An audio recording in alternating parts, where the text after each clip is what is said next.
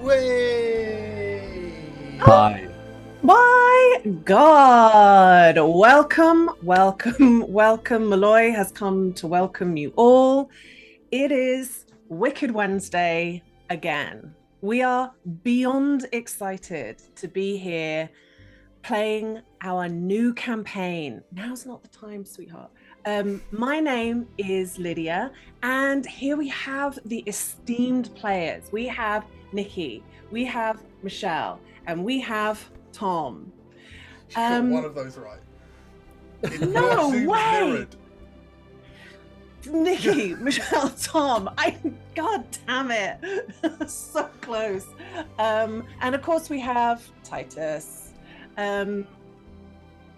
Before we get into this new campaign, I swear to God, you've been asleep all day. He knows.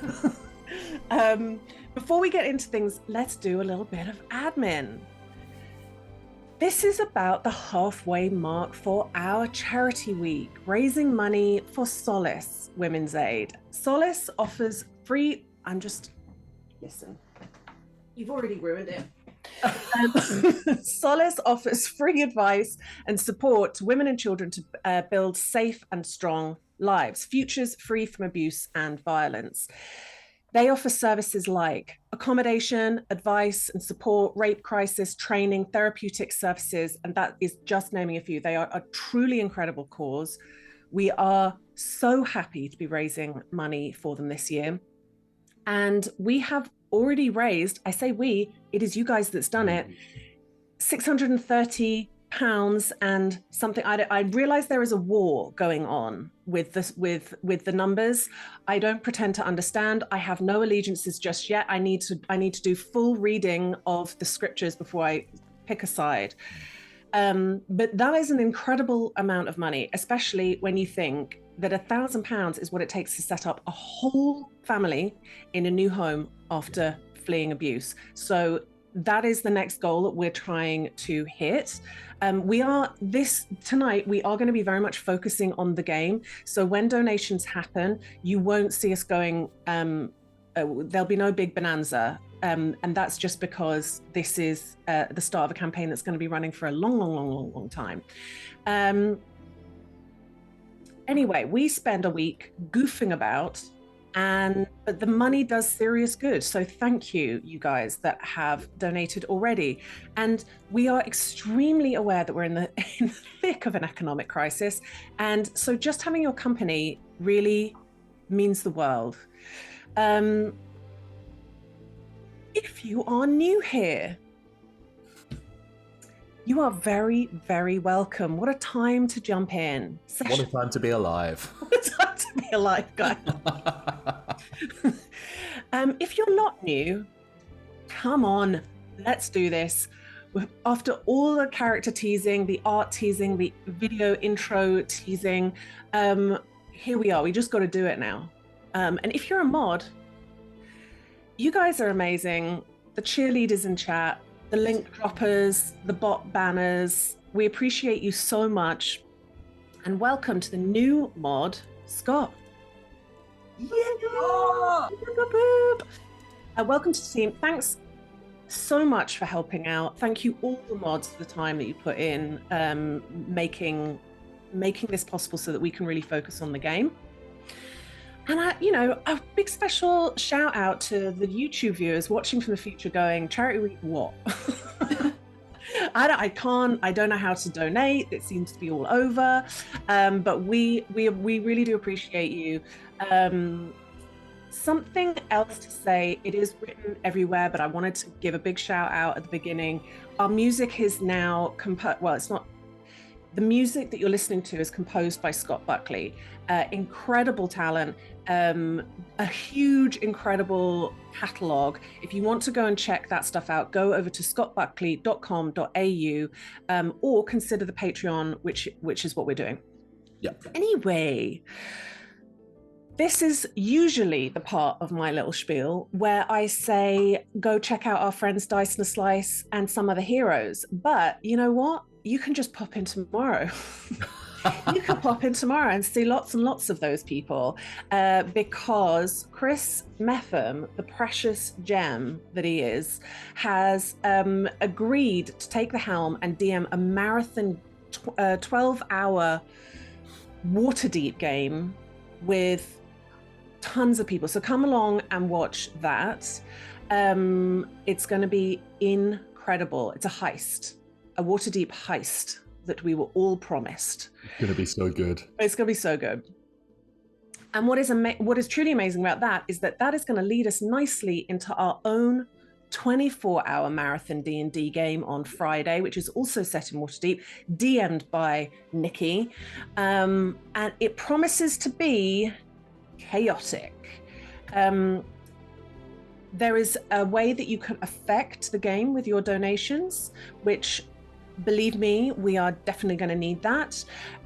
Tune in right from the start to see us with all the best intentions. You can tune in at about 3 o'clock in the morning to see an absolute meltdown. Tune in at around 6 or 7 for the absolute hysteria that is the sun rising and we're still playing. Tune in around like 12 to see our faces like potentially sliding right off our skulls. And then, of course, tune in at about 6 the next day, where we're just holding on for dear life for the finishing line. Weeping. Wet will be coming out of my eyes. I just know it's going to happen. And we're going to have some incredible guests. Yes. We've got incredible guests. We're going to have some guests on the 12-hour, but some really, really special guests on the 24-hour. Yeah. It's going to be amazing. And then all that will be left to do then is our Sunday warm down. And then we will be raiding into some other heroes. Popping and tailing, baby. Natailing. Okay. Enough already of all of that. Oh no, carry on. I'm a little bit nervous. With no previously on for me to say, the only thing left is Michelle. No. Please, could you take a look in the second drawer down? And accept this ring as a token of a binding tradition I have found myself in and still enjoy. God. After goodness knows how many campaigns. Feel free not to share what it looks like if you want to share it, but it is. I'm very much in love with this ring. It's really, really good. You can show it when you introduce a character, or you can show it now. Whatever you want. I'll wait. Okay. This is fun. Oh my god, incredible. Wonderful. And with that very important threshold crossed, Nikki, roll the thing.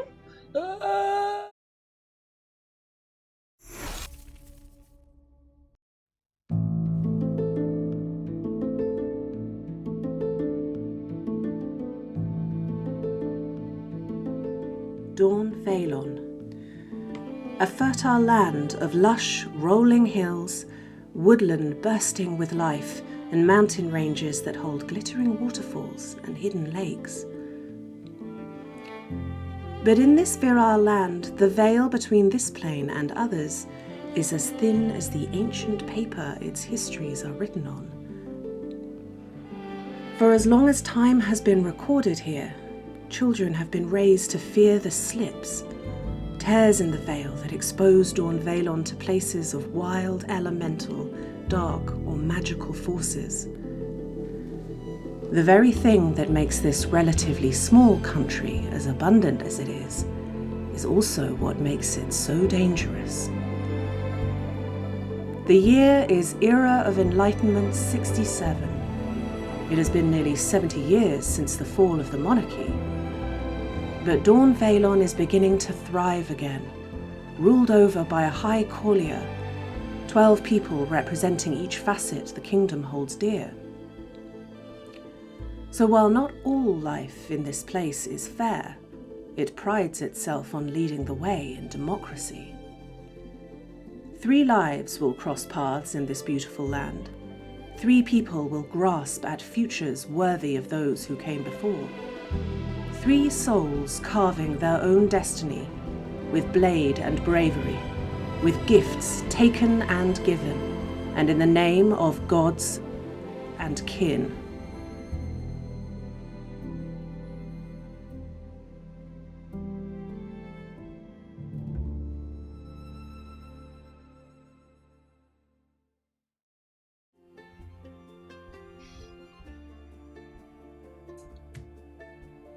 Think not of the dusty plains of the Iridian Empire. We are 30 years and thousands of miles away from those students seeing in the new year at their school. We are in Dawn Valon, in the era of Enlightenment 67. This is a time of peace and growing prosperity in a kingdom with a relatively new democratic government. Cities bustle with trade and culture. The lush landscape teems with fertility. And though this land is beset with beasts and monsters, just like all of the world, Dawn Valon is considered one of the finest, most prosperous places to live in all of Druissance. This land is steeped in magic, and though the reasons why are not widely known, the veil between the planes is thin here. For many, this creates a potency in the very soil, rock, and water of Dawn Valon. But for the common people, this means a constant fear of the slips, where the creatures that might creep through from other, more dangerous planes cause violence and carnage. Amongst its population, it is the variations of elf, drow, high, wood elf, that holds the majority. But since there was an alliance with the oceanic people of Sra, the fields, towns, and cities see more tritons and sea elves than ever before. But on this day, in Lefis, where the frost lingers on the grasses all the way to noon, even on a mild day, let me draw your attention away from the hustle and bustle of important life in this kingdom. Come with me to a place tucked away beyond the Umbridge Forest to the east, but before the coastline that looks out over the Austerlige Gulf, an overlooked strip of land. No caravans go through here loaded with goods from ports to take into the cities. No performers head here to find a place to play for crowds. Fields happily give a harvest of wheat, vegetables, late strawberries, gooseberries, but it is a middling yield when compared to the sun-drenched plains of the south or the rich, moist land to the west. We are in an unremarkable part of the kingdom, the village of Little Catel.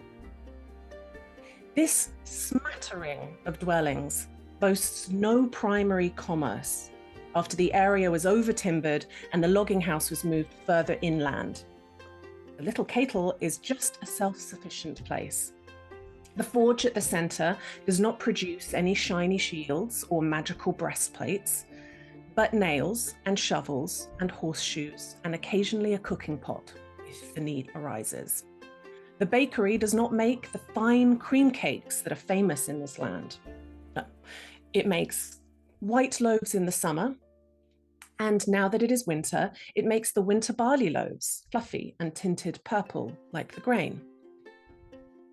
Today, though, is a little less unremarkable. Today is the celebration of Crones Mol, an ancient festival celebrated throughout the land, but especially rurally. This is a day and night dedicated to the crone, a time to appease this old symbol of ancient feminine magic, cunning, and belligerence, and to beg for luck through the winter months. As the people in the village gather to celebrate and play out a well-trodden rituals of this day, a little elven boy, grubby linen shorts, cotton tunic with a sleeve that was lost to one bramble or another, a long time ago. This little boy patters along the overgrown path, looking for something to offer the crone. The little boy likes strawberry jam and wants to ask the crone for strawberry jam all the way through the winter. So he kicks at the long grasses with his sodden leather booty, his worn and outgrown booty. Sadly, he only finds more wet grass and waterlogged ground underneath. And so, huffing in exasperation, he looks up and comes face to face with a figure, partially silhouetted by the mid-morning sun. Tom, can you please describe what this little boy is looking up at? Can I just say, we haven't played for like, 4 weeks? And I'm getting emotional about playing again? This is mad. I think this little boy looks up and sees a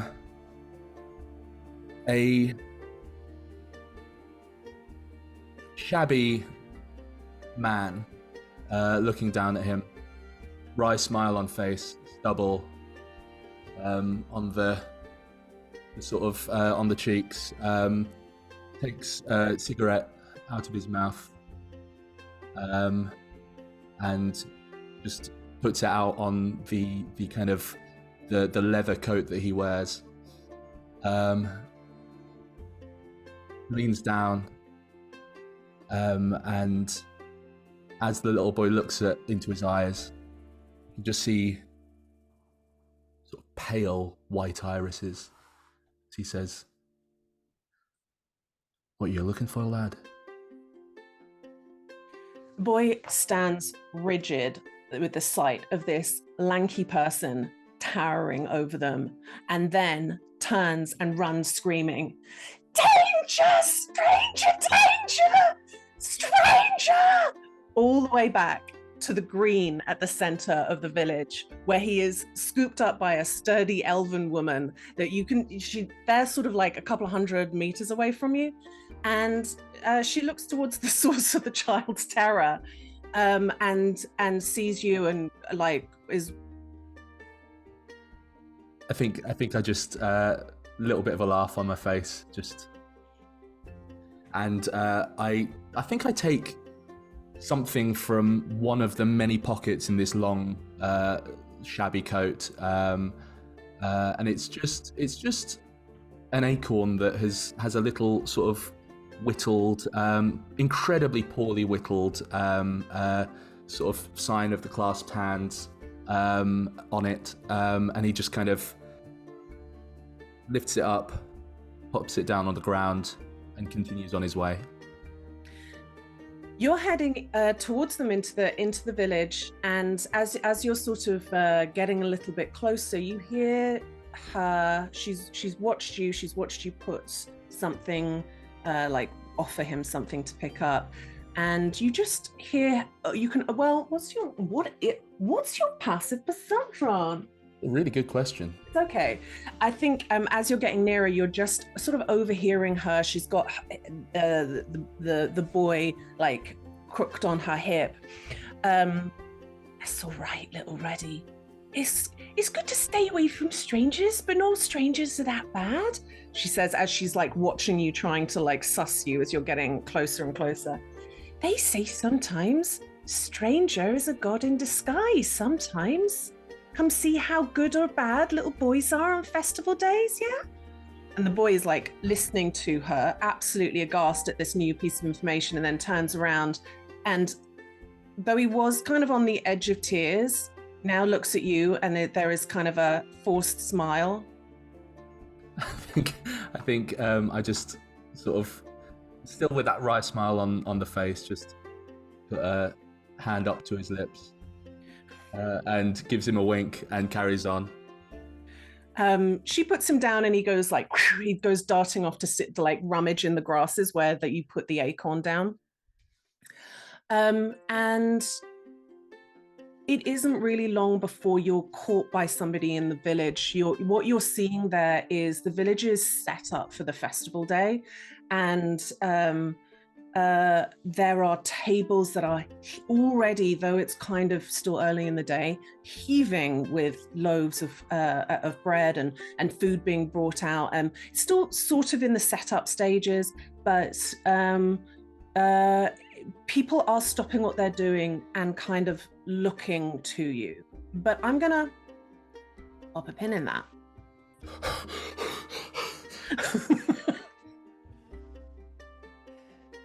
In a field to the west, a man clucks at some pigs in a field, bends down to scratch the head of a smaller one, and when he comes back up to stand, rubbing his lower back, he sees a figure walking through the fallow fields towards the village. And he just stares for a bit, surprised to see a stranger coming into the little village. Shell, please can you describe for me what this man is, what kind of figure of a person is this man looking at? This man sees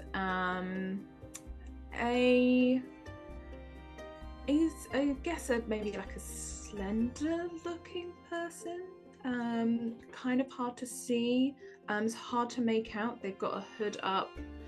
And they look quite I want to say inconspicuous. Like their clothing is quite plain, but like makes these bold shapes. They've got, like I said, this hood up, and it's all like kind of muted teals and greens. And I think as they notice eyes on them, they just look over, and as they turn, you just get this flash of bright pinky purple hair. And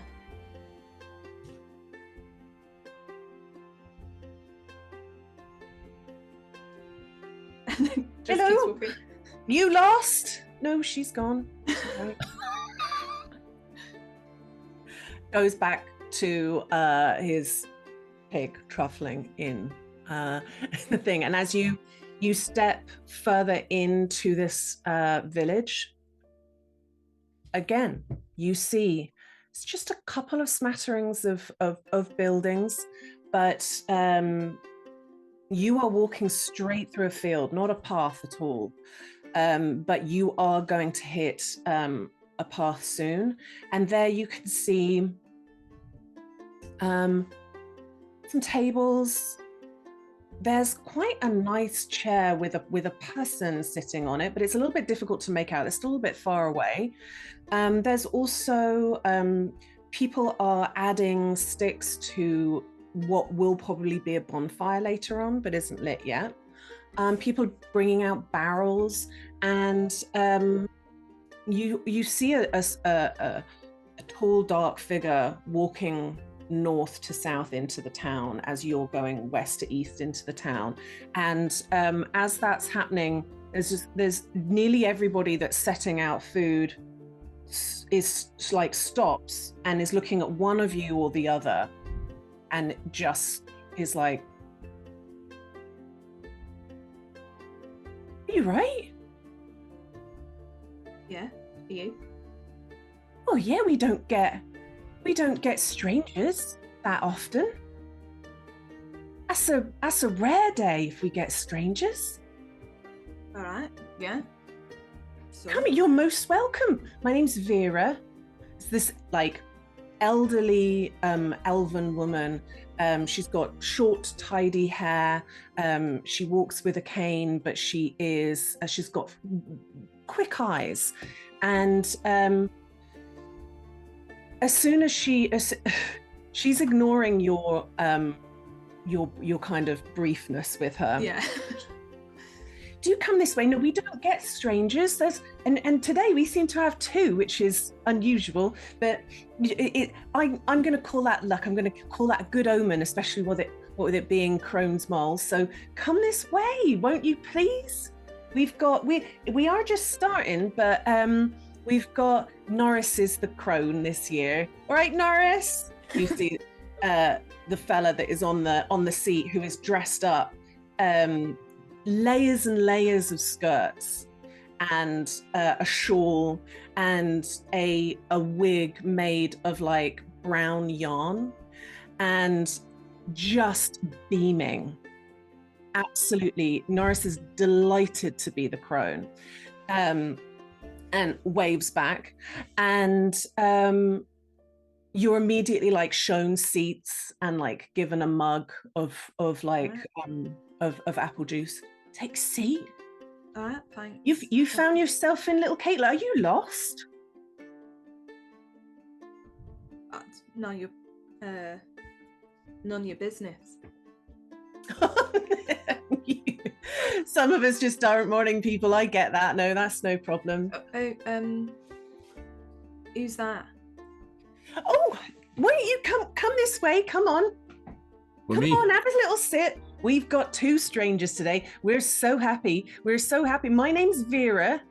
It is a good omen when we because no one comes through here. For you guys to come through on Crones Mol, that means we've got extra luck. Won't you take a seat? Have some bread. I think someone's bringing out butter in a bit. Well, thank you very much. What was your name? Me, I'm Arlen. Arlen. That's it. Take a seat. This is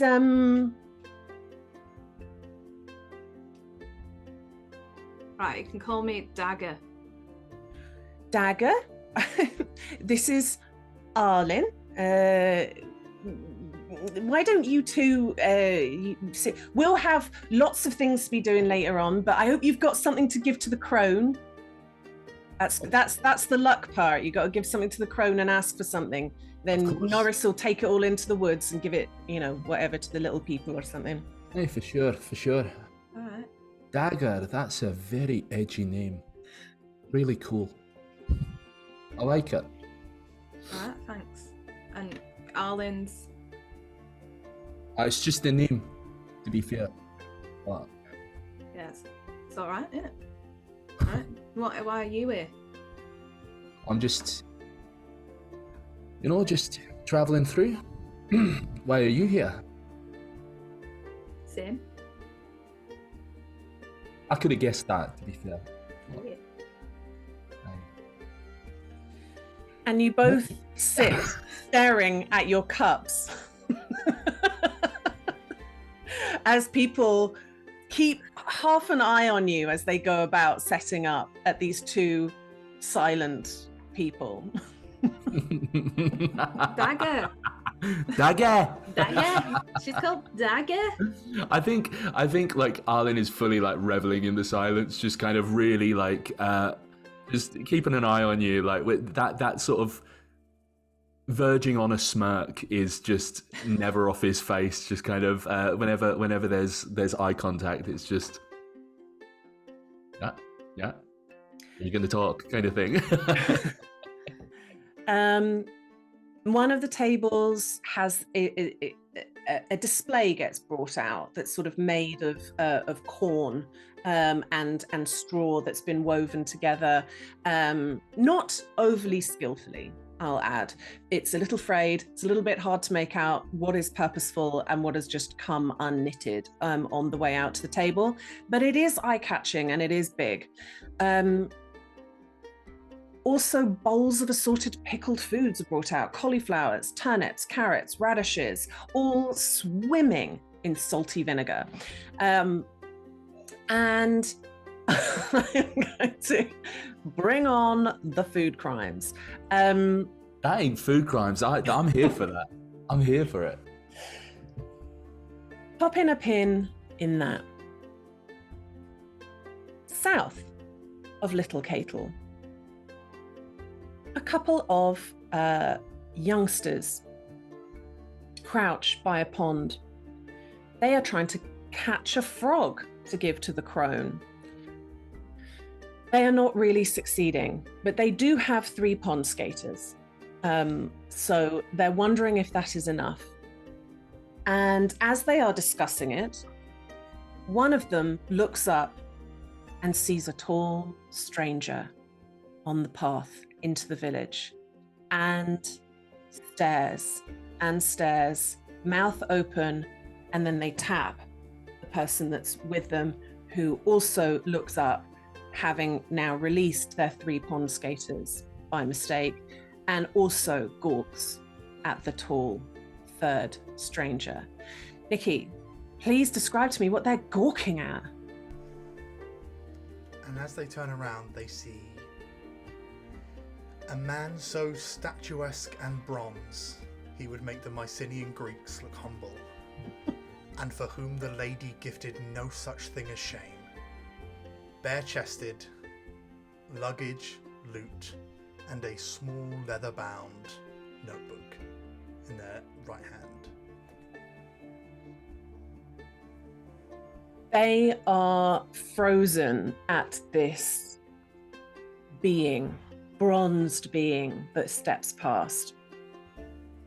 And you head into the village. You see this large structured corn and straw centerpiece. You see the bonfire being built before it's being lit. You see the person dressed as the crone ready to receive gifts. And you see 2 people sat at a table staring at mugs. And you see an elderly woman who is just walking away from them and then turns to see you and goes, "No, a third? Well, good." And starts coming, like using a cane to get closer to you, and just looks up at you. She's quite a lot shorter than you.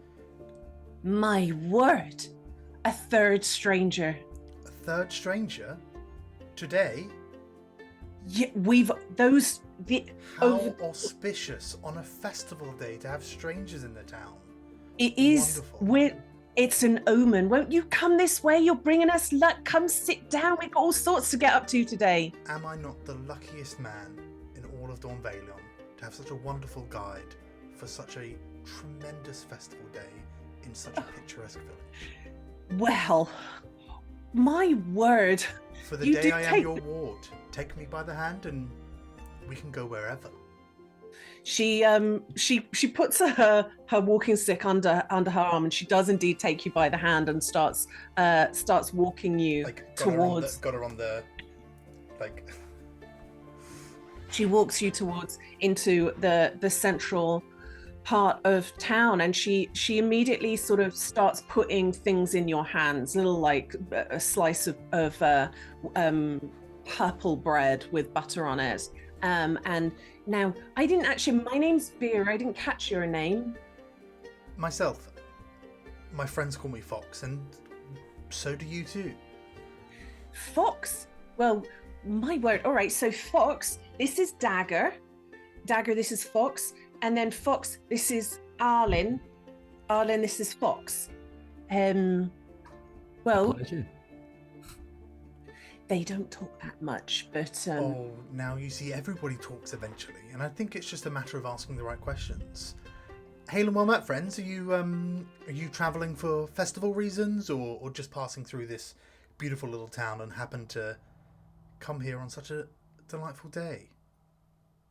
That was a lot of words, pal. We can use less words if you'd like. I'm just here for festival day. What about yourself? Well, I'm learning. I'm travelling these lands, and I'm learning. I'm a student of the world, and I think festivals offer so much. Are you a big proponent of the crone, Arlen? I mean, I'm here. So, you know, is that am I to take this as a no, or? Yeah, why are you here then? I thought you just said you're travelling through. Then when he asked you here for the festival. She does have a voice. It's nice, Dagger. It's nice to meet you. Would you mind if I take a seat? And he sits down. Sure. All right. So, I happen to be passing through, at the same time as two festival goers. Oh, I didn't say I'm a festival goer. I'm just passing through. You're just passing. Yeah. And you didn't take this as just incredible serendipity? No. What do you mean by that? Well, most people passing through have a destination to get to, and where there is a destination, there is a purpose, a quest and a journey. And on today, you can ask for luck, for a lighter load. I think there's some magic in that moment, don't you? I don't know. I think it's just people having a good day. Why can't it be more than that? But everything is more than that. There are simple days, absolutely, but today is not one of them. These people have shared, they've broken bread with us as strangers. That's more than just a day.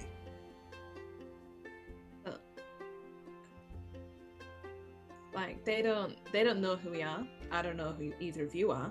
We could be thieves, robbers, here to steal all their stuff. Are you a thief and a robber, Dagger? No, you wouldn't. Going by Dagger and being a thief and a robber would be a bit much, don't you agree? I don't know. Speak like Well, this. Do I always speak like this? Yeah, Yes? that's an interesting way with words. I like words. Good. Apparently Certainly use them. you don't. A sea elf gentleman steps forward, and kind of nervous to speak to the strangers. Hello. Just, I thought I'd introduce myself. I saw that you were talking to Vera, and I thought I better say hello. My name's Sorrel, Sorrel Hothouse. Vera's my great grandmother, and have you got everything that you could possibly want? You'll have to pardon our manners. I think the last time that we had anyone through here was maybe like 7 years ago. So we're not great with we that's why if the kids are gawking a bit, they've only ever seen our faces, really, Well, Honestly, we appreciate it. it's lovely to Genuinely. meet you, Sorrel. My name is Fox. This here is Arlen, and this vision is Dagger. She doesn't talk much. I completely appreciate that you maybe don't have many people passing through. Is there anything that maybe 3 able-bodied strangers could do to assist with the festivities? I think there is a couple of things. If you're volunteering, we've got the ale barrel needs to come out. We've got a setup where we're going to put the night slips. So we've got a couple of heavy things. If you wouldn't mind, then yeah, we'd love that. Also, once that's done, it's just about having a good time. I think Hutton's getting out his fiddle in a bit, and that's always fast music. Well, anything I can do to help to facilitate a good time is my Well, pleasure. wonderful. I get about 3 words. I understand about 3. 1 word out of every 3 that you're saying, but I'm thinking that you're meaning well. So come with me. I'll show you where the barrel is. He takes you kind of through to what it couldn't be described as a town square, because there's really only like 5 buildings in the whole village, but it's sort of towards the cluster, and you are shown a huge barrel of ale with a tap in the front that's going to be like heaved out. Wait, let's have our first roll. Anyone that's helping? Who's Fox, when kind of like guided away, Fox would have kind of looked expectantly at the people he's sharing a table with. I look at you, raise an eyebrow, and just go, "Fucking hell." Okay. yeah, then Dagger will stand up, trail behind. Christ. Like, What are we Three rolling of with you. I'd like an athletics check. I'd like an athletics check to for the three of you to carry this immense cask of ale, while Sorrel kind of does the whole this way, this way, this way. Cool. First roll of the game. That wasn't terrible. 18.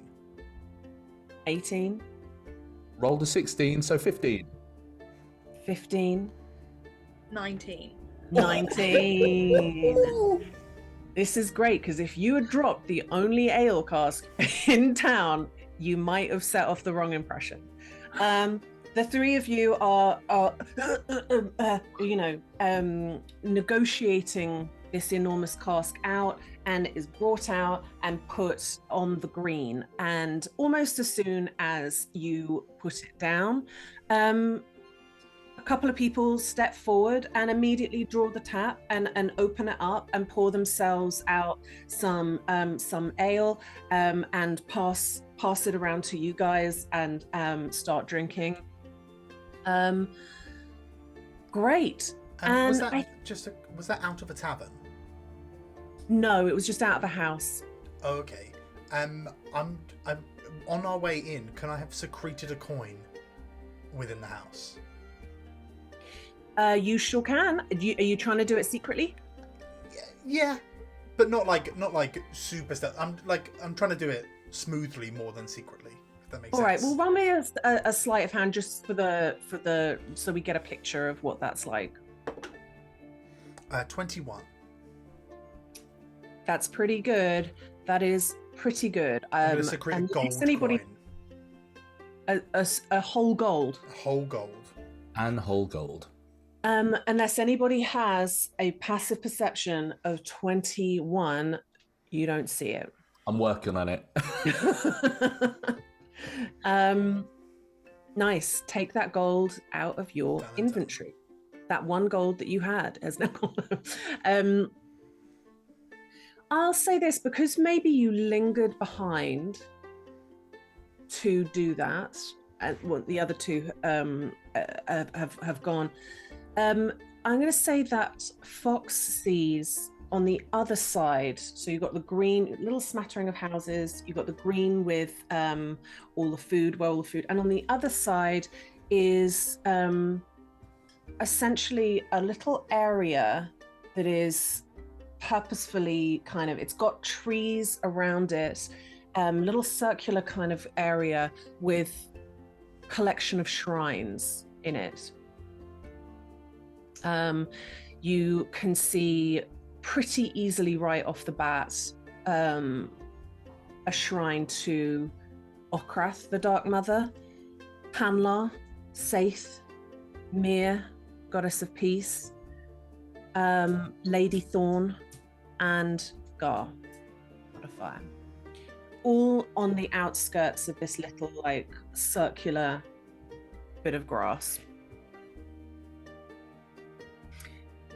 And so you place down this big cask of ale, you're back in the green, and I think that Sorrel has sort of hung about a little bit, having poured out some ale and handed it out.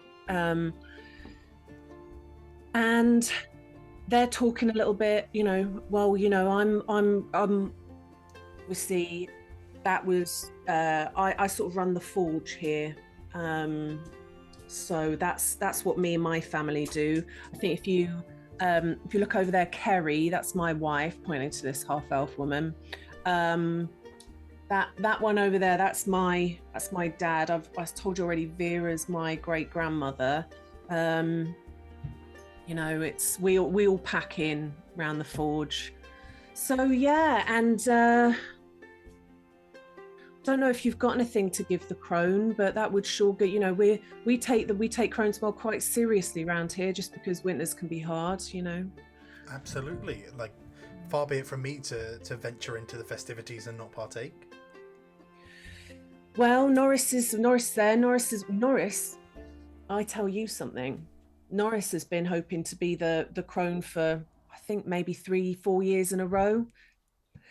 Vera never pulled his name out of the hat though, and he was really disappointed. So when he finally got it this year, you can see, and he's still there. He's got like he's like gripping the sides of the chair, like waiting for people to start give him things like this.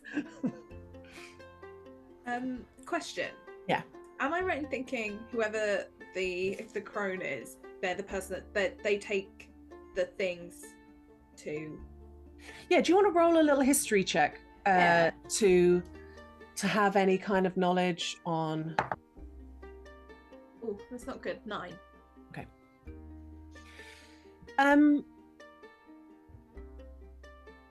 You're not entirely sure, but what you can see with your eyes is that next to Norris is a box.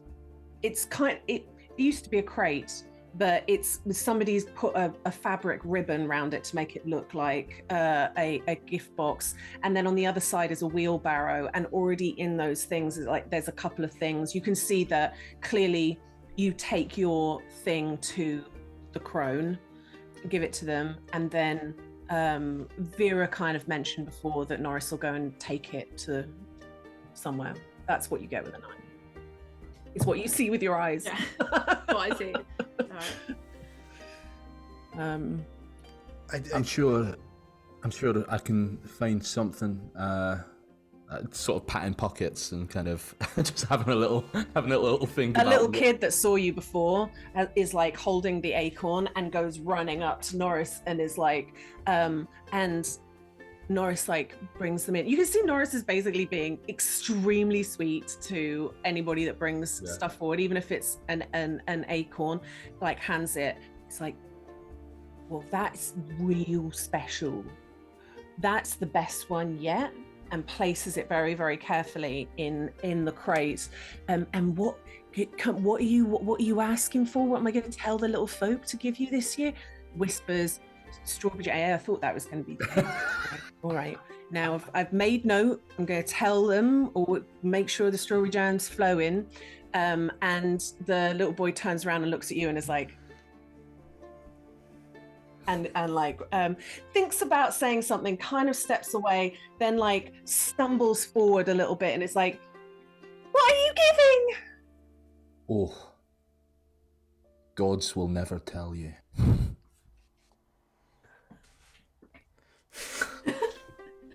I kind of look up at Dagger and just go. That little elven boy runs off to the other two that let their pond skaters go and is like whispering in their ears, like looking over. So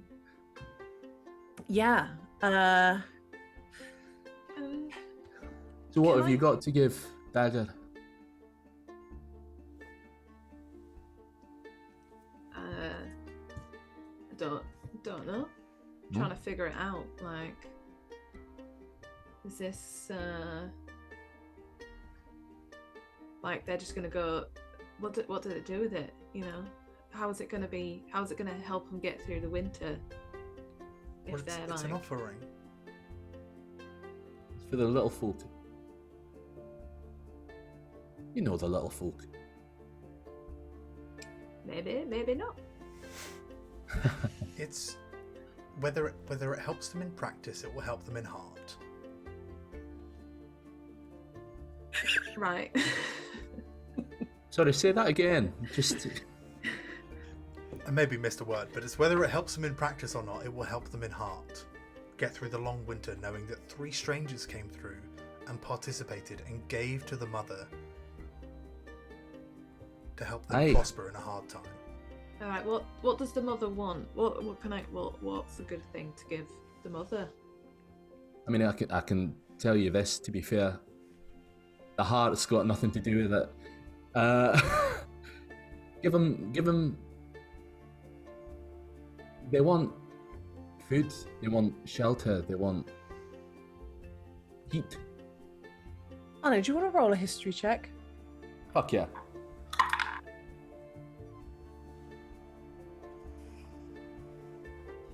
The 10 on the dice, which isn't great. I don't think 12.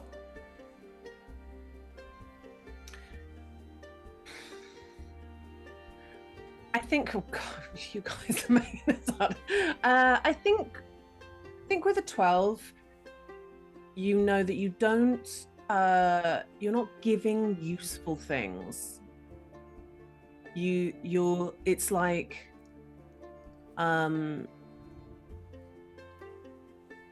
yeah, I think I can't, yeah, Nikki? Can I go up to Norris? Yeah. I'm going to go up to Norris and I'm going to take my little notebook and I'm going to open it to one of the back pages and very, very carefully lift out a pressed flower and lay that onto Norris's hands. Now be careful. That flower has travelled more miles than my shoes.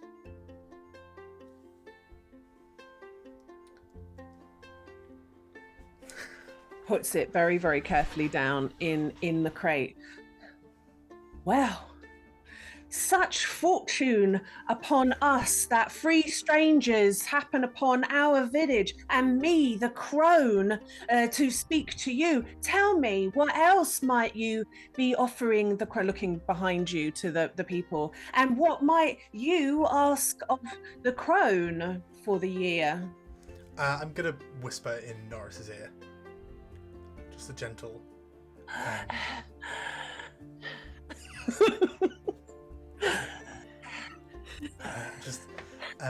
I wish for a story.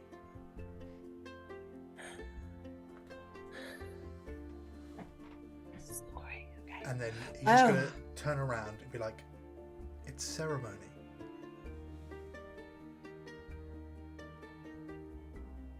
Right, okay. I might add, you don't have to give anything right away. People will be filtering in, offering throughout the day. So you've got the full day to think about what you might offer the crone. I think Arlen for sure is sort of like just wants to kind of sit and watch and take it in for a little bit. It's been a while since the last village, and he's just kind of happy to sit and bask in the kind of discomfort of the group. Can Dagger's gonna like kind of take a look at what's like okay, what's like being given, and then do you want to do that? Do you want to roll perception to see what's already in the boxes? I'd love that. 17. Yeah. Nothing's in the wheelbarrow yet, but in the little crate, what you see is you see somebody has given a pebble that is has been like sanded a little bit, has a hole in the middle, and it's one of those stones that it's not a precious stone, but it is a little bit red, and it's kind of like a bit special. It's nice. Yeah, it's like finding a nice stone at the beach. You're like, ooh. Yeah, exactly. Okay. Yeah, and there's also obviously the pressed flower, an acorn that has an engraving on it, and somebody has done that thing where you like weave straws together so that you get this like long tube of plaited straws. That's in there. There is, what else might there be? I think like a long string that has some like, actually a long string that has a piece of whittled wood on it. And I think with the 17, you can't quite make out what's on the whittled wood. Okay. Then Dagger's gonna like just kind of peel away from them and kind of make her way out of this little tiny village town a little bit. Yeah. Like, yeah. It's like, right, can I find something? Yeah. Like murmuring to herself. Like, yeah. Have an investigate or however which way you want to do that. Are you wanting to do something similar, Arlen, or? Yeah, I think I'll probably be having a little look around to see what I can bring. I mean, in the same way as the acorn was kind of, Arlen's thing. Yeah, you gave away your one thing. I'll say this, Fox. You're sort of sitting there. You've done your flower thing. You've asked for your thing, and then Sorrel stands up on no, not Sorrel, Hutton. An elven man stands up on a bale of hay and starts playing a fiddle so badly, but it is also just so fast. It's like the fastest song you've ever heard. It's just absolutely going for it. And immediately another elven woman just immediately hitches her skirt into up and just starts dancing with absolute fury at this fiddle. And then you turn around and realize that the two people who were next to you have gone, and it's just you watching an elven woman dancing to an elven man's bad fiddle playing. So with that, yeah, go ahead. Yeah, I think Fox puts his bag down and swings his lute around and is going to try and meet pace to kind of I'm going to try and use this gentleman as a metronome, and I'm going to try to be louder and better. I genuinely thought you said meat paste. All right, give me a performance check, please. Not going to do that. Right. Performance.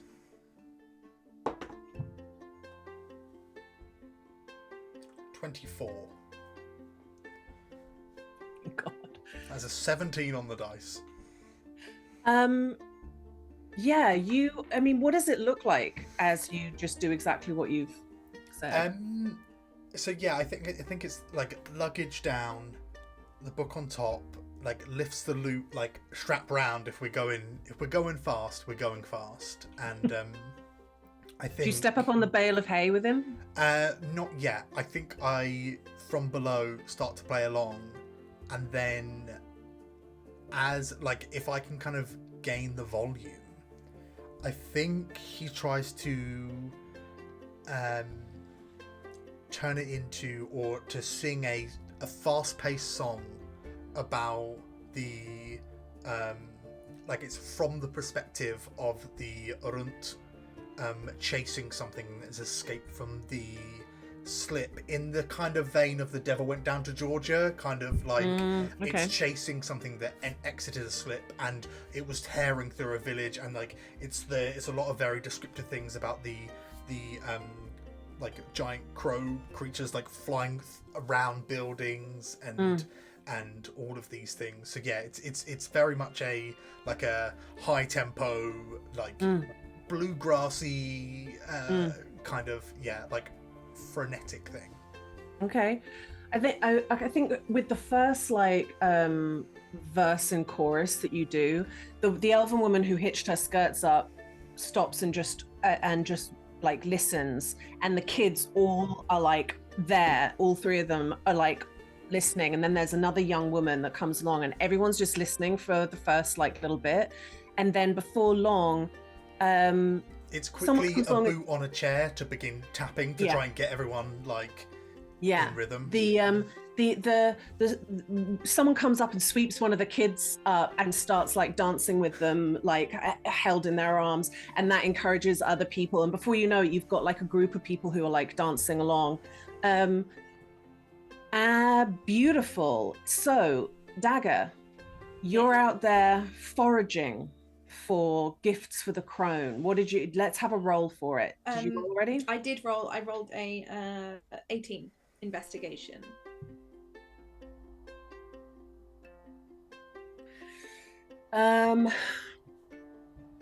Let's see.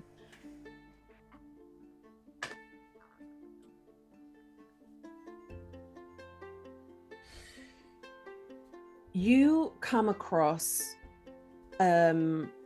looking along a kind of slightly dilapidated slate low wall to a field, and you find in amongst the grasses a very delicate skull of a bird of some sort. And as you pick it, it's old enough that it's been bleached. It is just the kind of white bone. And it's very, very delicate, and you pick it up and you've got this little skull. Perfect. Arlen. Yeah, I think Arlen sort of walks out of town a little way, and as he does, as he gets sort of further away from everyone, he just sort of starts muttering under his breath, kind of saying, all right then, Shush, you go that way. Mol, go that way. Tevi, you're with me. Let's go find something. What are we thinking? And just kind of like muttering to himself under his breath, just kind of like just chatting. And I'm gonna roll an investigation if possible. Yeah.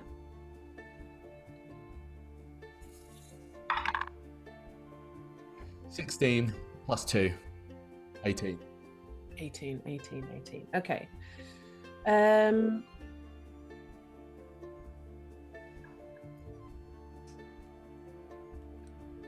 You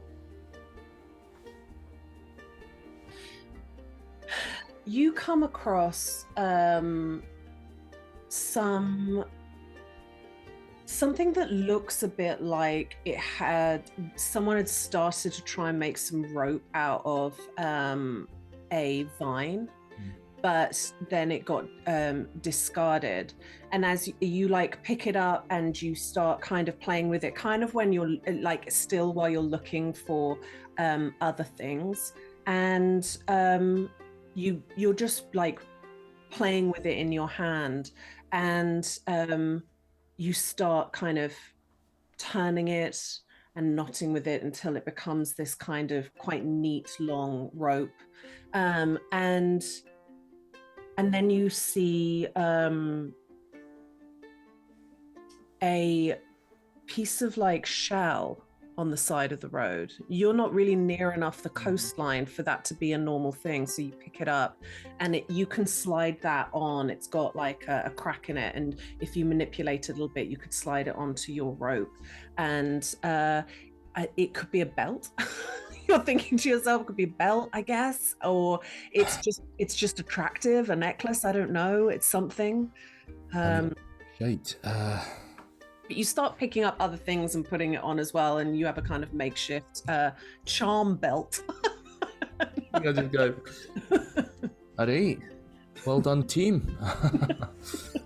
Yeah, and you head back, and you know the day's moving on. You see some people, you know, the guy that was tending to his pigs brings his pigs straight through the middle as like Vera's goes, don't, not through the middle. Can't you go round put them away a different way? You've got the pigs right in the center of the village. Go round, like pushing him off to the edge.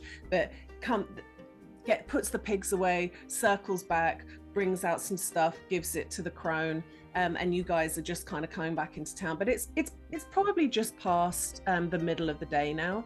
It's a chilly day. I mean, we are talking winter, but you are kind of blessed with the weather. It's not too windy. It's not overly wet. It is just, you know, you're still getting, your breath is billowing out in front of you.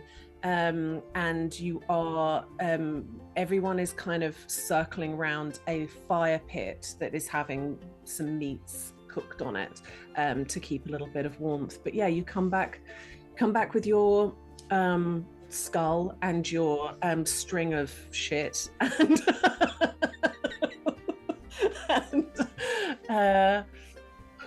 you can, you know, you're welcome to have other attempts at looking for stuff, or you can stick with those, because it's not really about giving something really great, it's about giving something. Yeah. No, I'm happy with that. I think as I get back, I sort of like walking across, grab like a, you know, some sort of like dry good kind of thing, like a small loaf of bread, pop it in my pocket, and just go over to Norris, who is the crone. I'm making notes for the first time, guys. Come near and speak to the crone, ancient as the hills. What is it that you would ask of me on this day, and what would you give for the favour? Listen, might I just say, it is a pleasure to meet you. Thank you for having us here. You are welcome. I belong to no village or no place. I am the crone, as mysterious and enigmatic as the sky. I like it. It's good. Listen, I have this. I reckon it's a belt of some sort. I think the little folk will like it. I hope that the crone will like it too. I like it very much. I am wearing 7 skirts, so I could do with it. That's some. He puts his arms up to me. Mate, that is some fantastic improv. Kind of wraps it around, and as he's as Arlen's wrapping it around, he just says, "You know, I'm not asking for much. I'm just asking for those who are wondering. Be no longer lost. You'll get it. For those that are wondering to not be lost, right? Okay, I will tell them. I'll tell them. Thank you. That's useful. It starts rolling the skirts up around the belt that you've given, sort of revealing hairy ankles at the bottom. And I think Arlen kind of sketches out like a little bow, and sort of pops over to one of the tables, knowing now that he's done his job. He will start kind of taking bits of food, and anything that can be sort of wrapped in like a piece of cloth from one of his pockets. He's wrapping in a piece of cloth. Turnip in a cloth. Yum yum yum yum yum. Yeah, this is a perfect time to do that, mostly because there's some extraordinary music going on just to the side, and everybody's dancing and very engaged in that. And there's really just like a few people now fussing with the food tables. So yeah, that you pop a couple of like rolls and stuff like that, some dried meats in your pockets. And I think I just watched this new person fiddling and singing, and just kind of, again, that kind of, right, okay, consider me impressed kind of look on his face. Rolls another cigarette. Yeah, after that song is done, the elf who had the fiddle comes down, is like, whoa, that was amazing. You're Hutton Rider. It's Fox, just Fox. It's my absolute pleasure. Can we do more of that? It's just me going hell for leather, but if you're happy to keep going. Nothing makes hell for leather better than 2 people going at it, birds of a feather. Let's get up on the hay and make this a party. Well, come up on the bales as well. It's good because then you can see all the people that are coming in from the fields and while playing, and all that kind of thing. We've probably got a little bit of time to do a few more songs, but then it's the pie competition after that. So I do tend to stop playing for the pie competition because that is my favorite. That's my favorite bit. But well, do you know any particular songs? Any personal favourites, or would you rather I lead? I haven't been taught the fiddle. I got this from when my mum died, and so I've just been playing it. But I don't know how to play it. I go quick, and my wife she just like, sometimes she's just running on the spot, along to it. You're a savant of that, I'm sure. And as we get up on the hay bale, I'm just going to let the loot drop, and I'm just going to stand behind Hutton and just like my golden gloved left hand. I'm just going to guide their hand on the fiddle, and just hold this, and like my other arm reach around and just hold this, and just keep time with my tapping boot, and then I'm gonna like start to slowly begin to play something and like tap my boot, so like they just have to just keep doing this and hold their They flush so red, and you're like, you know, you're instructing them through the next song, and I think no, your passive perception isn't good enough. But Dagger, from where you're sat, you can see that there's an elven woman with her skirts tucked into her belt, who's just now stopped dancing and is watching.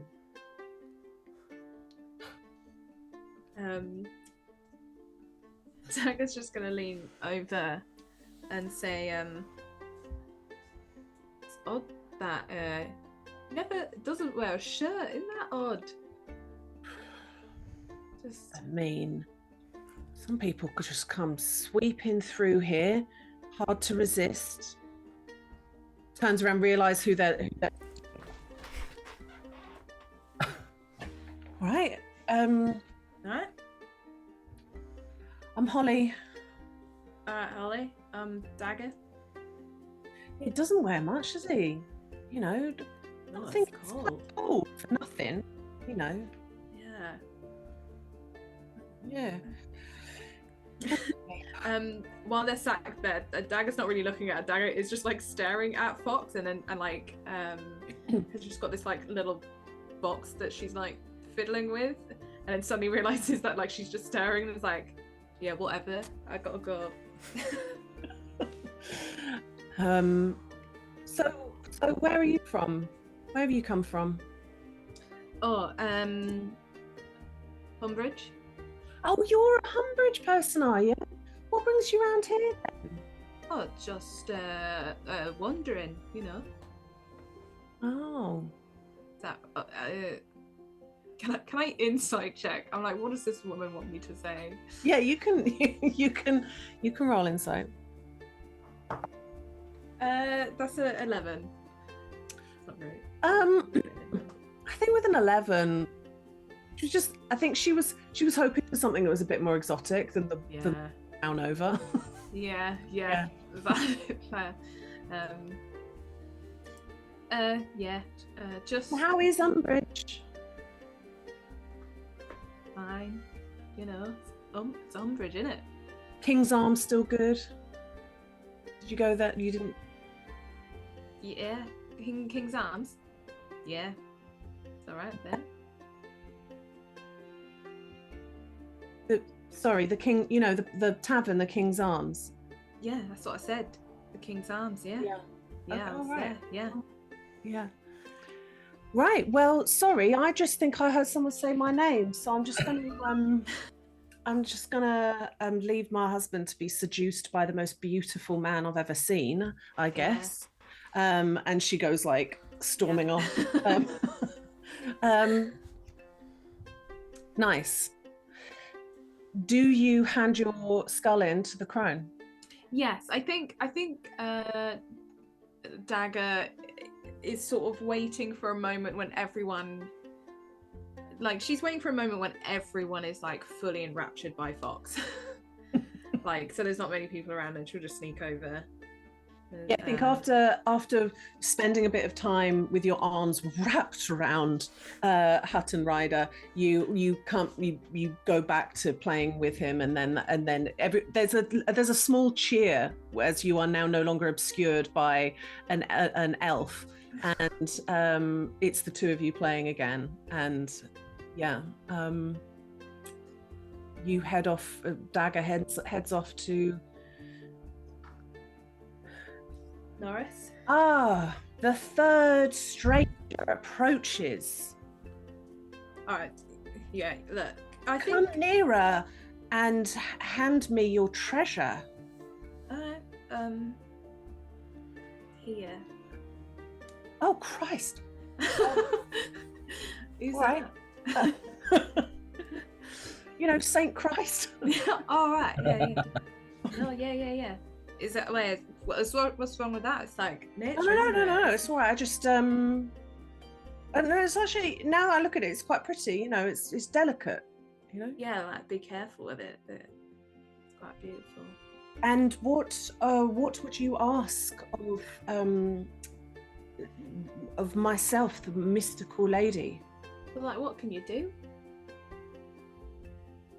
What? Like, what can you do? What, like...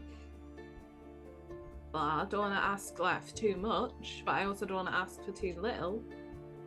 What kind of thing? Well, no one's ever asked me that. I don't know. I mean, what would you...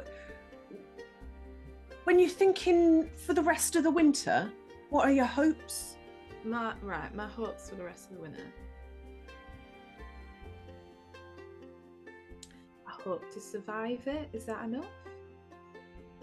That's very worthy. Got to say, 3 people have already asked for that, so they'll be busy filling that particular one. Surviving. I'll make a note. Yeah, is that, yeah? Yeah. All right, then I'll take Wonderful. that. Wonderful. Enjoy the day. Oh, here it comes. Here it comes.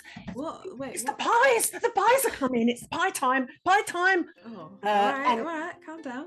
Gets really straight backed, ready, and quite a few people come out of their houses, and it's almost like a little procession holding their pies aloft, walking to the tables, and all the pies get put down. You see Vera comes walking up and does like it's quite like these people see each other all of every single day, but on a day like today they like to have a little bit of ceremony about it. Well, now we've got it's time. Gather round. This is the most hotly contested, and I don't want no violence when the winner's announced.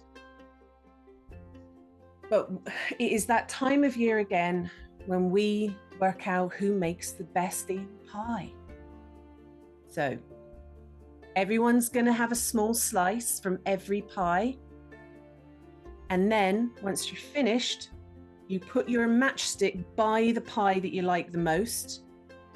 The person who's got the most sticks, that's the winner. All right. Everybody line up, get your piece of the pie. And she kind of leads the way and starts taking a piece from each. I think I'd sort of sidle up behind Fox and go, are you a pie guy then? Not especially. I'm a fan of the finer things. I'm a fan of ceremony, and That's I'm a not big fan of the sweeter things. Okay. That's good to know. This, Good to know. however, may be too much pie for one man. I may have to gird my stomach for the trials that are forthcoming. Ah, mate, you can never have enough. Look, at the end of the day, you don't know when the next meal's coming. So where are you from? Fox's every time Arlen and Briar had let the conversation lilt into silence in that kind of way that Arlen is wont to do, Fox is not uncomfortable with that. Fox has that thing, when someone's reading your face in a way that is a bit kind of a lot, so he's happy just to sit and read a face. It's fully, these two people are fully it's like a cat and mouse game of kind of yeah. There sorry. are no winners. I'm actually from a relatively small and new town, Aber. I don't know if you've heard of it. Would I have heard of it?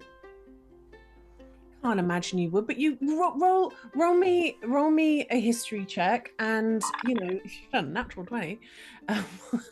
I rolled a 3. There's absolutely no way. There's absolutely no way. Never heard of it, to be fair. And yourself? Valencia, so. Beautiful city. Troubled but beautiful city. Like most people. And more You've not importantly, where are you going? Listen, wherever the road takes me. Where are you going? Me? My destination is less geographical and more spiritual. I'll take that That's answer a as fun well. way of Keep it- saying I haven't decided yet. Oh, it's ever so fun. Real fun.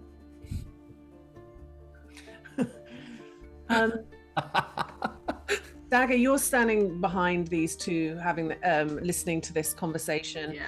but it's just Everyone, watching. the pies are cut into extremely thin slices so that everybody in the village can have a slice of every single pie. And you, in order to have any pie at all, you've got to have all of them. You got to have one bit from all of them. Fox is eating half of the like tiny sliver he got. He's just eating half of it and just letting like tiny slivers of pie stack up on his plate, and he's like, with a fork, it's so much pie. First pie is, they're all eel pies. They are all what I was expecting. They are all eel pies. The first one has like red currants in it, and is a sort of I know. Fucking hell, Lydia. I feel like some of you might have an understanding that they might have been heading somewhere in the direction of like Gravelax and like that sort of thing, but that it is just the unholy unity of a berry pie and an eel pie, and it's not worked. The next one is eel and onion. The onions were chopped too thick and were texturally it's a nightmare. The next one is eel and acorn, and was definitely made by a child, and perhaps is going to make you ill. The next one is eel and curd, which is a kind of thickened, creamy, sort of curds and whey sort of situation. And then, thankfully, the last two are genuine contenders for good pie, which is eel and wild garlic, which is quite rich. And the final one has peas in it with the eel and has a kind of green freshness to it. So it's whether you like something that is very rich or whether you like something that's got a kind of greener taste to it. So tell me where you might put your matchsticks. Eel and currant, eel and onion, eel and acorn. Listen, guys, we're level 1, and we're not going to be like this for long. I can promise you at some point it won't be... Is this our first encounter? Your first encounter. Roll a con save. Roll a con save. Eel and acorn, eel and curd, eel and wild garlic, and eel and pea. I'm here for the eel and acorn. Absolutely. Matchstick. That's well and truly exactly what I was thinking. I wanted to put my matchstick by the eel and acorn, and as I do it, I just want to kind of look around to see if I can see the child that like is like looking at their like eagerly like observing their pie, and just give them like a smile and put my matchstick there. It's the two elven kids that were trying to get a frog that saw you on the way in, and they're like holding hands in a way that for them, and they're staring right at you. It would be cute, but they've also got a slight The Shining vibe to them because they're both like holding hands. They're clearly siblings and like staring. But did you say that you wink at them? Like a smile, yeah, like a knowing like nod, like. Because they've seen little matchsticks being put down next to their pie. Dagger, who are you voting for? I think Dagger puts it down next to the one with peas, the fresh one. Yeah. She sees these two doing the like, giving it to the one with acorn, like that could have killed us. You can't encourage that. That's why what are you doing? You can't eat it. You're gonna make them think that's a good pie. Well, when times are tough, maybe a little bit of roughage will do us some good. I'm joking. This is a joke. Are you not one for jokes? Okay, maybe this is it. This is it. This is why I've not pierced that steely ward that you put up between us. Are you ready for some humour? I have a joke for you.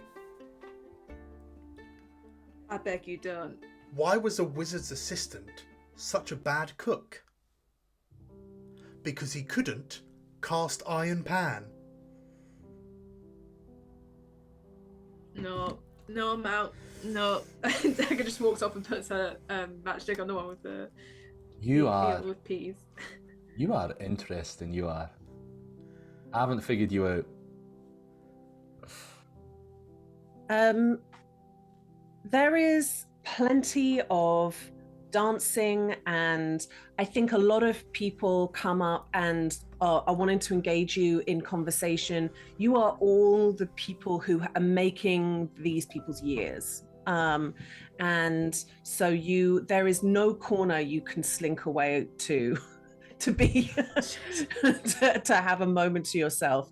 You are, the moment you leave one conversation with one villager, you are met by another who, if you do not answer their questions, they will offer their life story.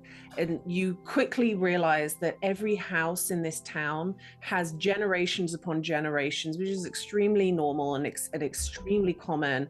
That obviously with elven families, you can have 4 or 5 generations of people living in one house together, all kind of helping out until they don't, and then they're looked after. And you know, this town, this is sadder music than I thought it was going to be.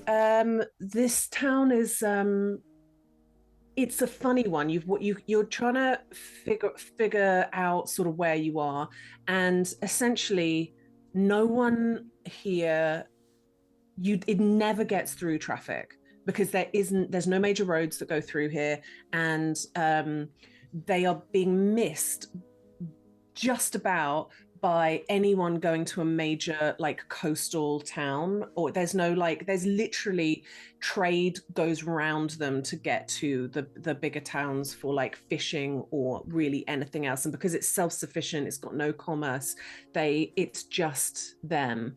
And I think at one point you realize that Vera, the older elf, she's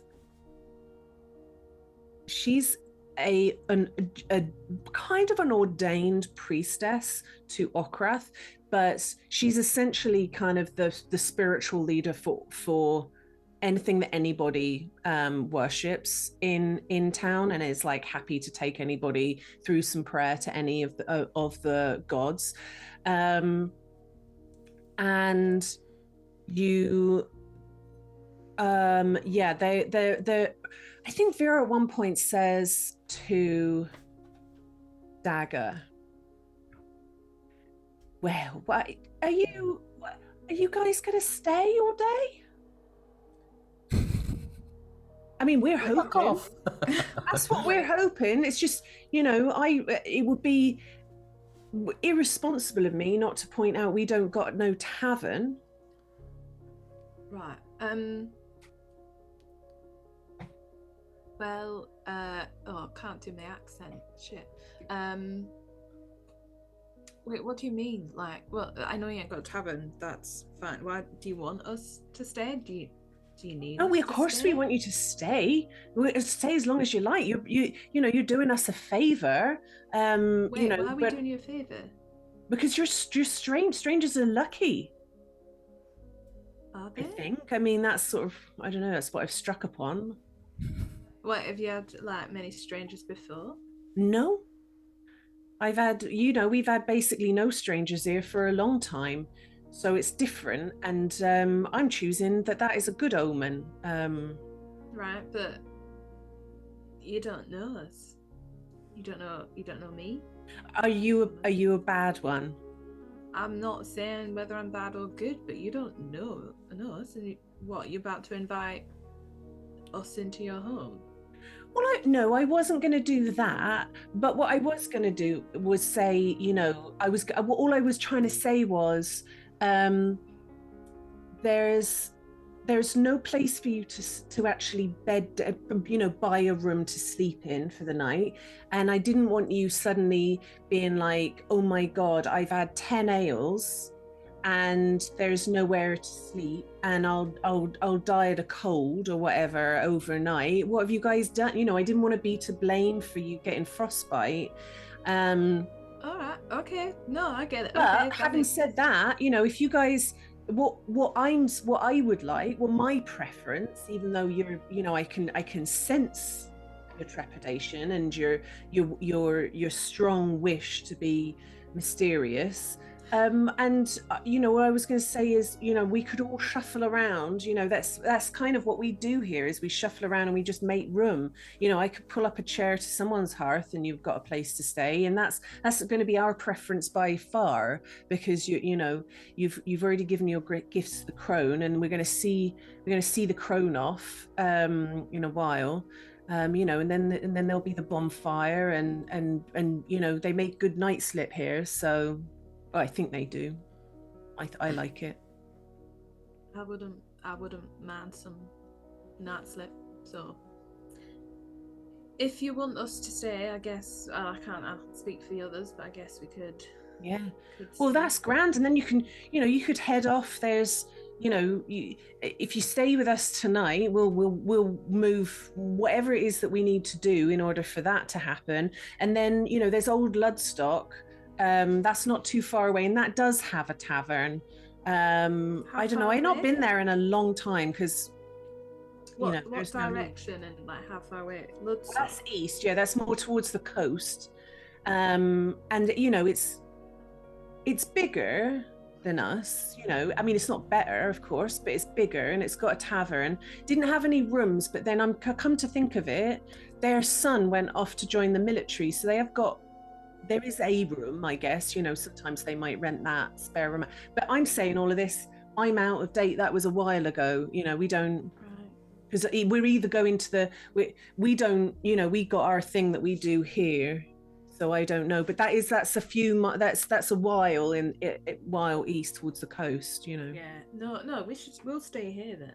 We'll stay here if that's what. Get your hair like that. Do you think that'd take on mine? I know that's grey, but would you think that'd take on mine? Does it grow out of your head that colour? She just puts her hood up. Maybe. What if it did? That scare you? Well, no, I think it's really. I don't find pink hair that scary, but would you like me to be? I just think you should be wary of strangers. Oh no. We've not had no bad strangers round here. Anyway, you came in on your own, didn't you? You didn't come in with no one else. No. No, so I might be fine, but you don't know about those two. No. One of them I think is gonna break up a marriage, but oh, they're solid. You can't, I mean, to be fair, that is sculpted. I've not seen anyone look like that in a long time. But folk round here, they stay true. Although now I'm thinking about it, I'm just going to go and watch. I'm not going to get in between anything, but I am going to watch. No, step in though. You'll step in, right? If anything happens. Oh, I'm not letting. No, I'm not. Yeah, I'm not letting. I wouldn't. No. Yeah, do you know what? I'm going to go. I'm just going to. Now you planted that seed, I'm just going to go and check now. Yeah, You've pointed out something quite important, I think. Yeah. Right. This is all I'm saying. It's just don't be so trusting of everyone. Maybe. She goes off. She's quite pensive now. Walks off to where the music's coming from. Then I'll go find the others. These two. Yeah. Vera would like it if we all stayed here tonight. Wonderful. They're gonna move stuff around so we can stay. You given us anything to do? No. Like what? Like I don't know, some kind of job or. No, she just said she'd rather that than us like die out in the cold or something. She'd feel guilty. So I was like, all right. Well, that's not going to happen. Is it not? Well, not for me. It might for him. Yeah, I think you'll Nipples get it out. I'm plenty warm, thank you. Don't worry about me.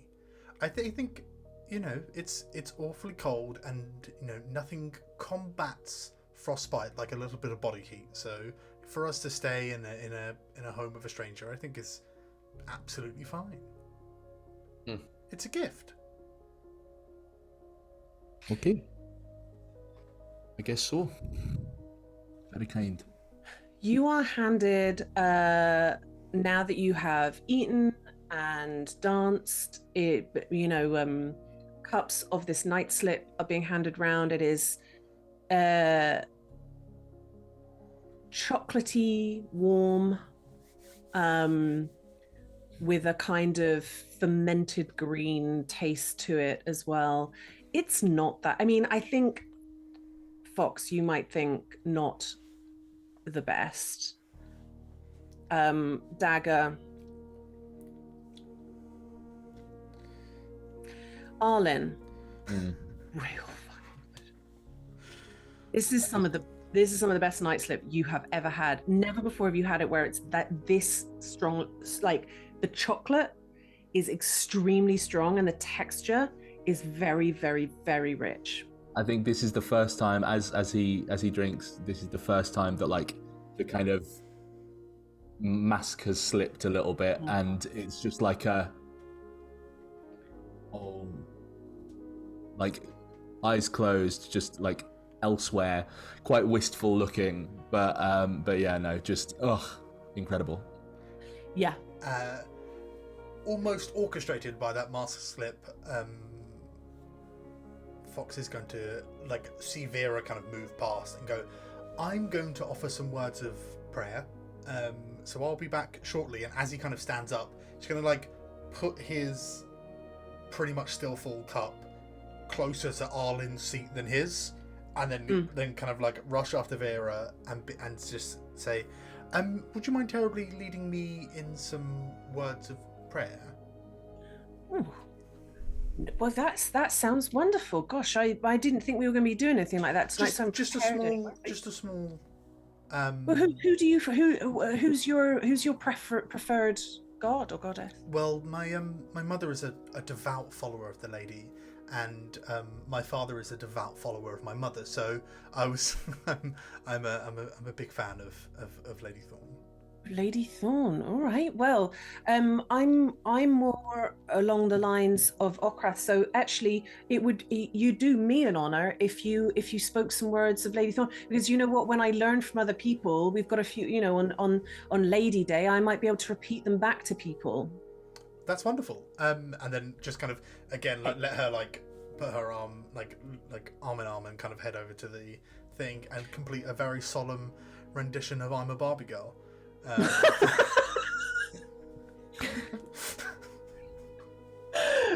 She listens and really takes it to heart.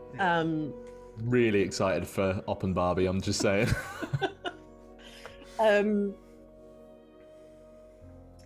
Incredible. Well, it has come the time. The final people have come in from the fields, and the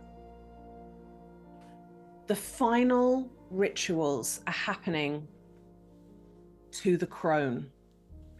As the afternoon, it being the winter, the nights draw in sooner, and you have danced, you have drunk, you have eaten so much eel, and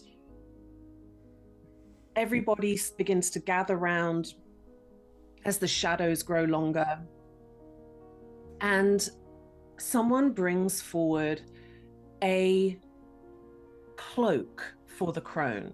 And this cloak is made of gathered materials from the land. So grasses woven, reeds, vines, all tucked in together, mosses, and it is then made, there's like a vine that brings it round to tie, and there is a wreath put on Norris's head,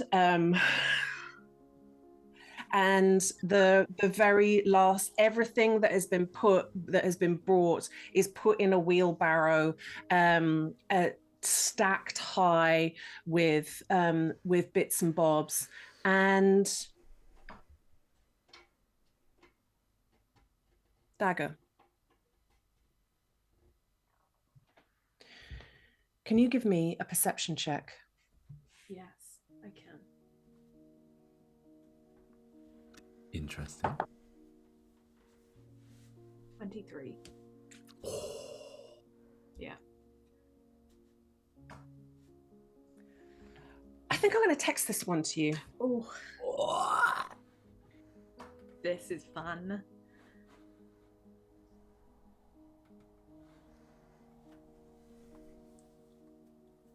Oh, I don't like it. No. It's very midsummery. Yeah, it is, isn't it? Like I'm leaning. Trying so hard to lean away from. I don't trust anyone. No, I'm playing that. And the crone lifts the wheelbarrow and starts, you just see this really heavy cape with just like bird's nest pushed into it, bits of like leaves and stuff woven through, lumbers off towards a kind of a little wooded area out way outside of the village. And it's just sort of explained to you that the crone goes off, and with the blankets and stuff that are provided, and a big clay bottle of night slip to keep them warm, they sleep out in the woods and leave all the gifts to the little people and the crone, and for luck and for magic. And Norris will return again the next day with nothing. Once again, Norris will be themselves. Norris will return. I love Norris so much. Yeah. So much. Can I like lean over to Vera and just say, who makes that? And like, where do you get all the stuff from?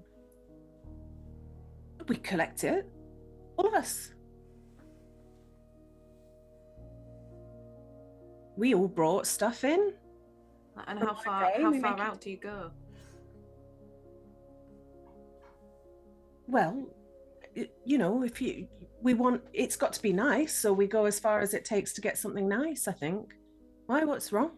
Nothing. I've got to be honest, I didn't go that far. I went to the pond and got some reeds from the pond, but you know, to kind of get the structure. But other people, I think, went further to try and get something that was pretty.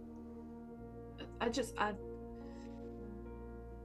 kind of, I like nature, and I thought the moss looked really nice. You like the nature? Alright, don't speak too loud, yeah. But like, I just thought it looked really nice and wondered where it came from. 'Cause Oh, it's- that's nice. What's all round? It is. Look, I mean, look, we are blessed. We are blessed, aren't we? Brinnan blesses us here. yeah. Look at how pretty it is. You can't see that.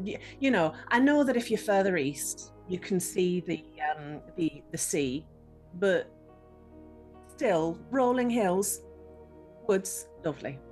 Yeah, it's lovely. Yeah, it's great. Yeah. Oh, I guess I'll have to. I think go look tomorrow.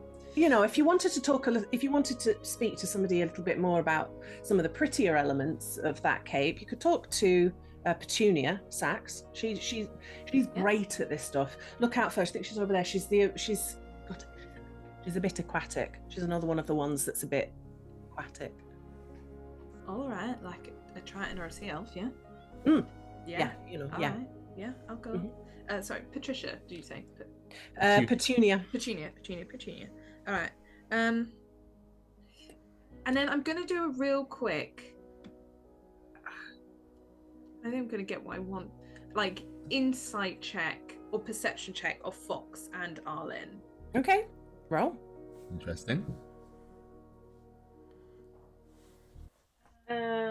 13. It's not great, but I think you probably get a better read of Fox than Arlen. Arlen is deep in his cups. Yeah. Their cups, I think, Yeah. for the evening. I'm quite focused on that. And Fox, what do you think she might get from a 13? You know, I can say what I'm looking for if that helps. Like, Dagger's trying to see, like, are these just regular people, or like they're strangers? So like, Fox are has they- a rapier attached to his luggage. If that's just like I think that would probably be the most like Yes. obvious, like they're a capable person thing. Yeah. I will say, though, insight would be shit. You wouldn't get shit. Like, Arlen has like as the night is starting to kind of get darker, Arlen almost has like an ever so slight mist kind of like around him, like a mild dampness. He's stinky. It's kind of like, yeah. Just like every now and then, like the curl of like a fire will kind of like wrap around, not a fire, the curl of like the smoke from the fire will sort of wrap a little bit more around hug around him a bit more, around him more than other people. Okay. The way mist rolls off of a lake, like giving all of its warmth to the morning. Yeah. Okay. Lydia said one thing to me, and I've kind of run with it. You're doing great, sweetie. Then I'm just gonna clock that and then go find this Petunia. Wait, hello. All right, hiya. Great. I'm sorry I haven't really spoken to you. I know that it's quite a lot. These people do kind of go. Oh no, it's fine. You know, it can be overwhelming. I noticed that cloak you put together was real. Well, I did a little bit, you know. I go a little further because I tend to make poultices and stuff, so I'm often in the woods and so on. All right. Well, couldn't help but notice like some of that moss looked real nice. I assume that was from the woods. Are you all right? Yeah. Are you? You're mad keen on moss. I like moss. Okay. All right. Yeah. I mean, I like moss too, but that's usually people kind of say that to me, you know, when I'm like, I love really good potent moss. They're like, are you all right? You know. No, like it's good. I like it, and I just thought, look, all right, don't tell me. I just listen. No. All right. So you go. Well, it's kind of like watching as you see the crone like waddling off into the tree line. I think that Moss is going home, you know. It's kind of in that direction actually. Right, okay, yeah. Oh, cool. All right. It's a little awkward though to kind of follow the crone in. I'm just saying it's kind of you do whatever you want. I'm not going to tell you what to do. No, it's fine. I can like go tomorrow or something. Like, you know, I just want to see the moss. Okay. And Dagger, you're being the most outgoing and personable you've been all day. What is going on? All right, shut up. Fuck you. I like moss. Moss? Why are you talking about moss all of a sudden? Who's talking about moss? Dagger's Sorry, talking what? Dagger all of a sudden is incredibly keen on making friends and is now telling me about some moss. Hang on, we've been right here the entire day. All right, just follow me, right? And Dagger's gonna like take them like around a couple of houses and then sort of try and like start following Norris. Where are we going? As you step away away from where you were just like huddled talking, there is suddenly a huge commotion as whipping out again from the woods is the crone running. Shit. Bits of like stuff flying off them and just absolutely screaming. And as you watch them running, coming towards you, you see cuts appearing on them from seemingly nowhere, and blood starts like gushing out from them, and collapses down onto knees and is like trying to like struggle forward.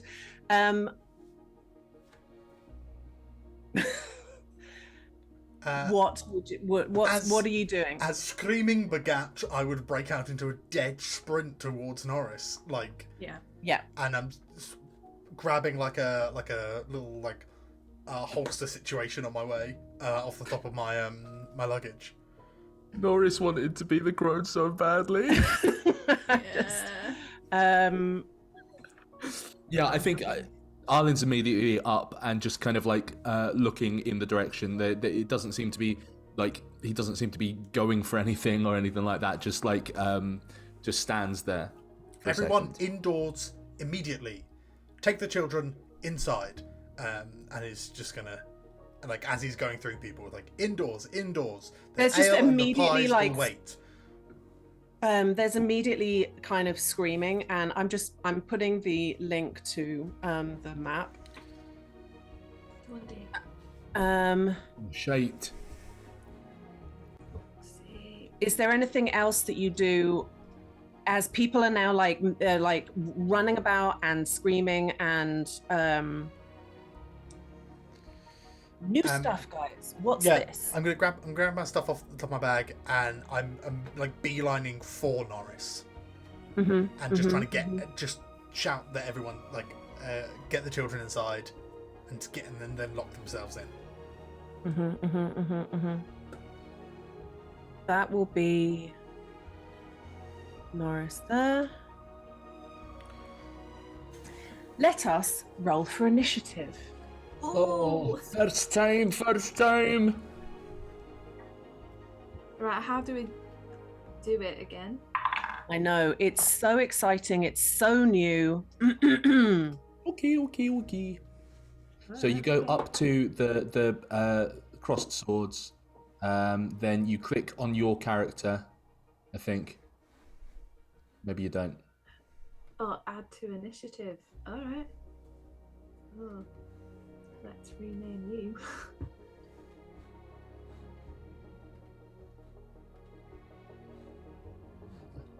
Sorry about this, folks. A little bit of quiet for a second there.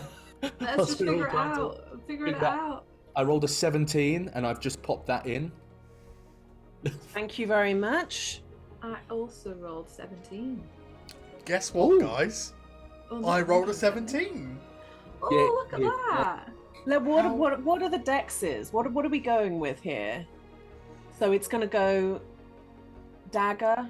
I have a 17 on my dexterity. I have a 19. I have an 18.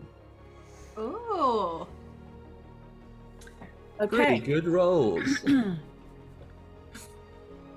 So, I'm going to place you where I think that you are. Having just, I think Arlen was there having a wee drink. Having a wee. Vox was there. Here's the crone. And you are yet to see what it is that's doing that. Key. Oh, okay. So, first up, let's just move everybody into the right. Oh, we can't do it. That's annoying. Okay, well. Dagger, what are you doing? What are you doing? I'm gonna. Sorry, move can you highlight the bad person, or at the very least The bad. You can't see the bad person, so it's not. But what I can do is maybe put. Oh, I see them. Now. When you click on them, it says GM, so I know who Norris is. I'm gonna move there, run forward 30 feet, and then I'm just gonna pull out. Dagger pulls this bow that's sort of been tucked under like this sort of cloak cape thing she's had that you've not really seen yet. It's this really nice bow, and she's just gonna pull an arrow and is ready, either like. Very cool. Ooh, or actually, I think instead of going that way, she might go this side. And can I try and hide behind this bush? Yes, roll for me on that. I'm gonna roll it digitally. Let's see. We're trying so many new exciting things today, guys. 22. 22. Great, good to know. I shall write that down. Okay. 22. Up next is Arlen. Arlen, I think, just kind of pretty much stays where they are, and just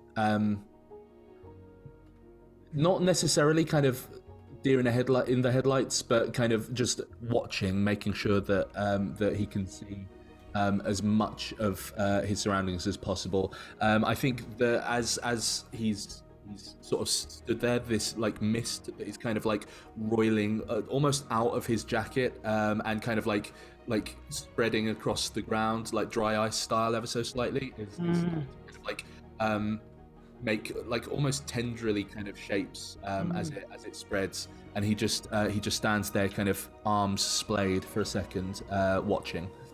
I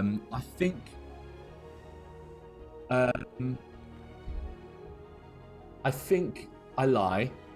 What I'm gonna do is, as he stood there, he sort of lifts his arms ever so slightly, and little kind of will-o-wisp style kind of lanterns just start to bob out towards where the crone is currently. Do you want me to put them places, or it's literally just dancing lights? Level 1. Oh yeah. I mean, there's bits of light. All the light that you can see here is light that's really kind of happening. So Gotcha. this isn't quite proper darkness yet. It's sort of lower light.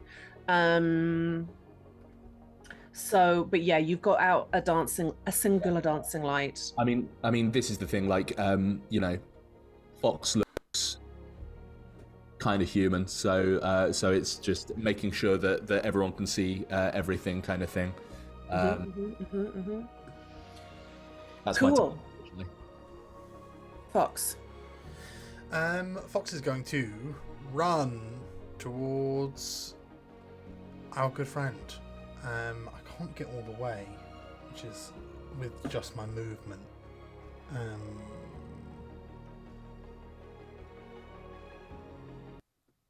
Is Norris like moving at all still? On it? No. Injured enough now that he's on his knees, crawling, so not at full speed, and really struggling. Okay, I'm going to dash that final 15 foot to be around them and kind of drop to my knees in order to kind of like help them move. And as a bonus action, I'm going to look up at Dagger and say, keep an eye on the tree line, make sure nothing gets any closer to the village, and I'm going to give you a bardic inspiration. Woo! Thank you. Which is a D6. Hell yeah. You heard it here first, folks. D6. Okay. I just love that Dagger's just there in the bushes, like, I appreciate it. Don't fucking tell me what to do. Can you shut up? You're not my mom. You're not my mom. Oh yes, I am. Okay.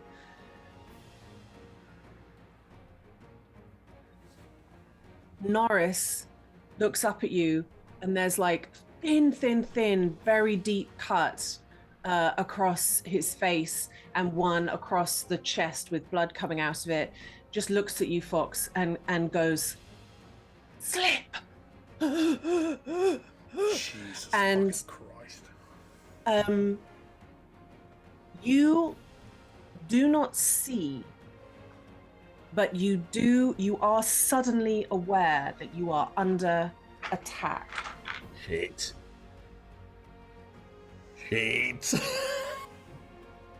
TPK. We're level 1. Does a 16 hit? Yep.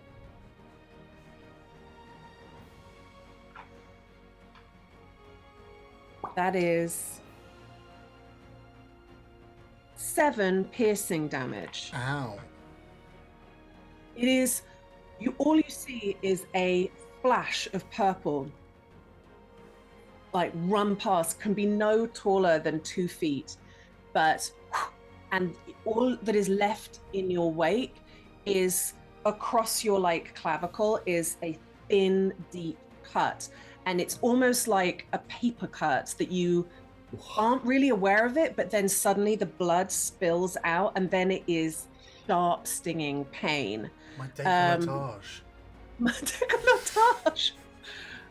So Perfect unblemished skin.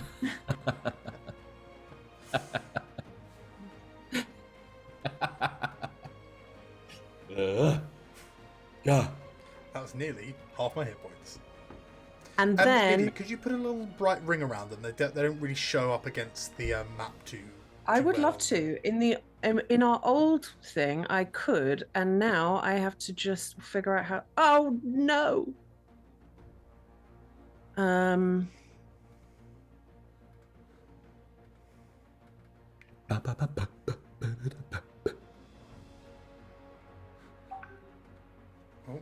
Sorry, that was me. I'm gonna close WhatsApp. Oh no. that's a hell of a ring. Wait. I was seeing if I could make it smaller. We're learning things. Oh, you're doing it for me. Thank you. I don't know if this is gonna work. Let me see if I can do it. I might be able to do it so it clicks onto it. Yeah, there you go.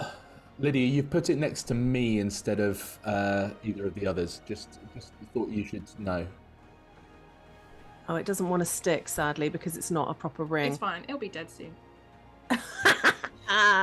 Love it. Love that confidence. I am actually going to put that there, and I'm going to use a proper ring because then it will stick. Okay. No, it still won't. Gosh, the newness of everything. Don't worry about it. We'll move it with it. We'll move it when it moves. With its next attack. Next. Nice.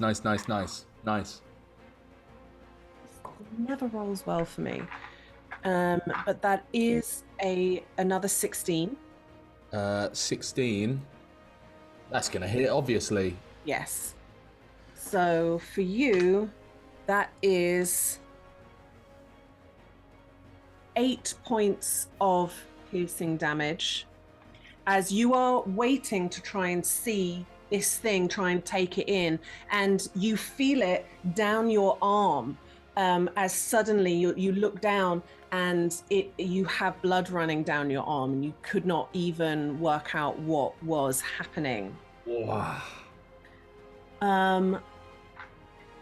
And back to the top of the round. Having done that now, you do see next to you a 2-foot creature with wild purple hair that streaks back from it, and these very like eyebrows that push out a little bit and out, and these dark black eyes looking at you with the tiniest like pin rapier looking at you going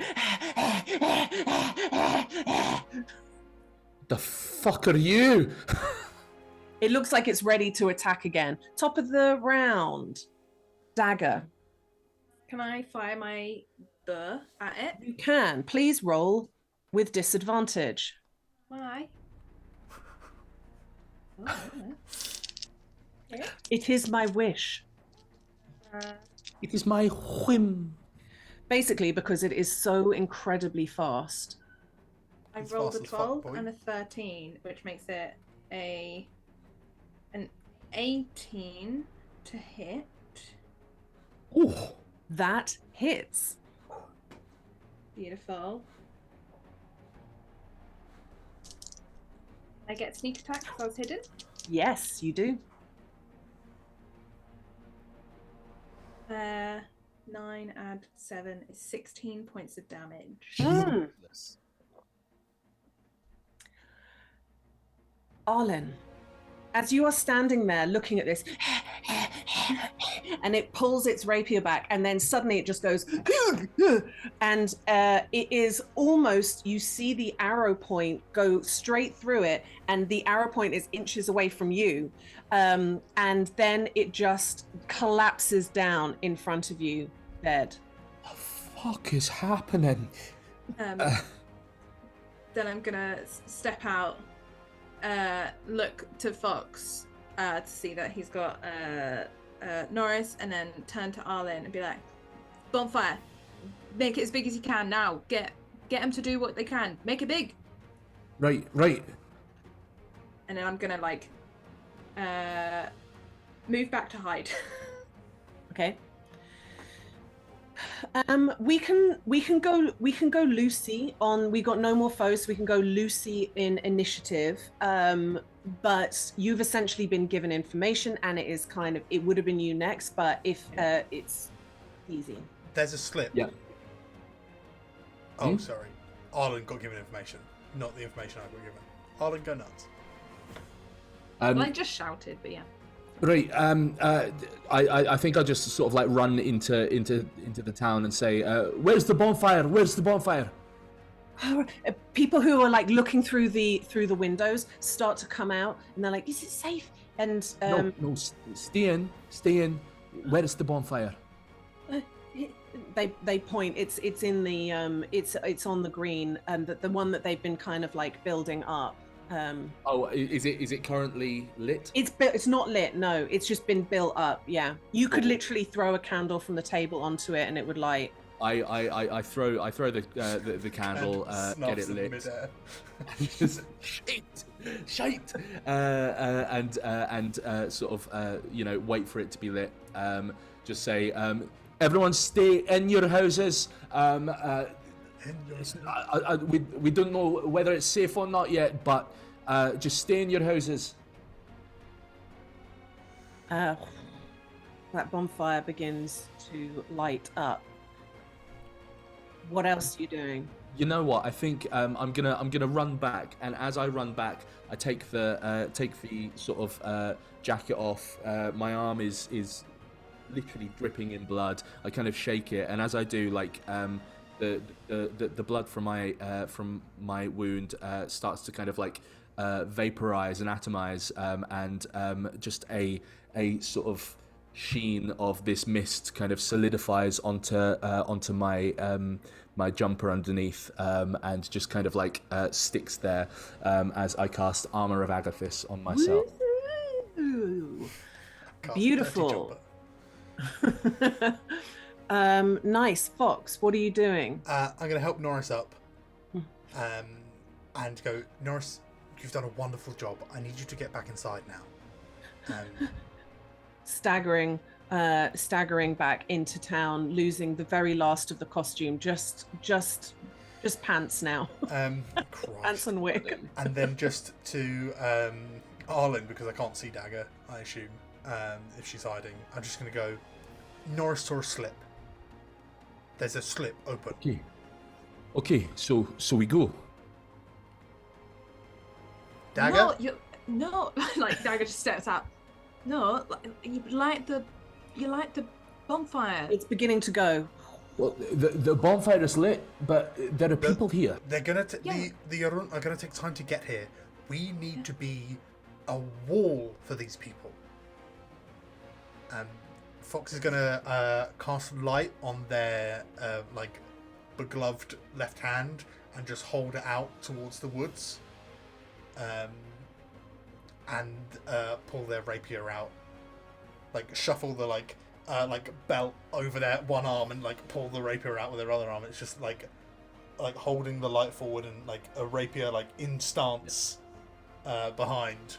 I think I also hold my hand out to the will-o'-the-wisp, and just sort of like almost coax it back into me, and it just sort of like stays wrapped around my head, like just kind of like sort of just floating, just orbiting you.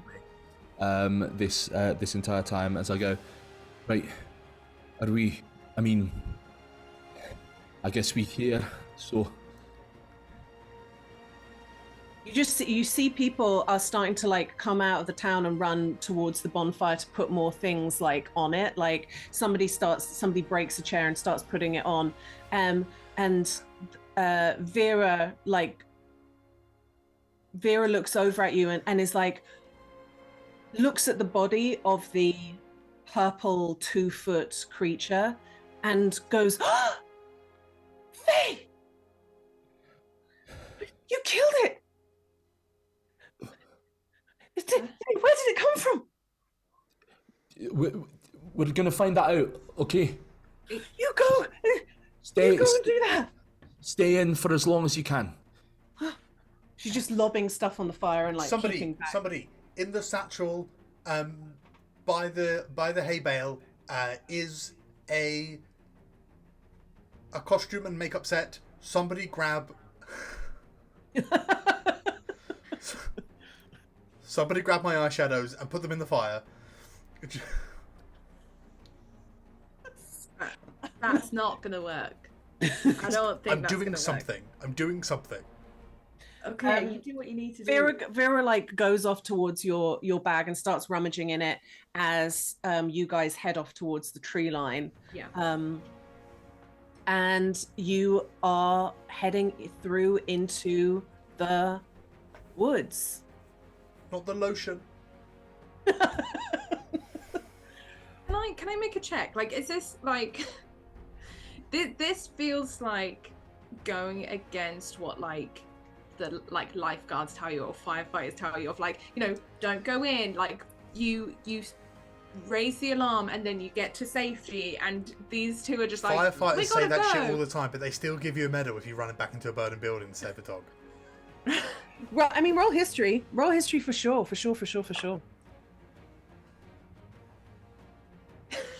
That feels like a waste of a 19. 22. Yeah, I mean, it's not. Fox isn't a million miles away from it in the sense of like, it's a bit like seeing a fight happen in the street. You can call 999 and then just watch I stuff see. Yeah. happening, or you can be the person that intercedes. It's all about like, they're not going. It's a personal preference thing. You're putting yourself in extreme danger. Okay.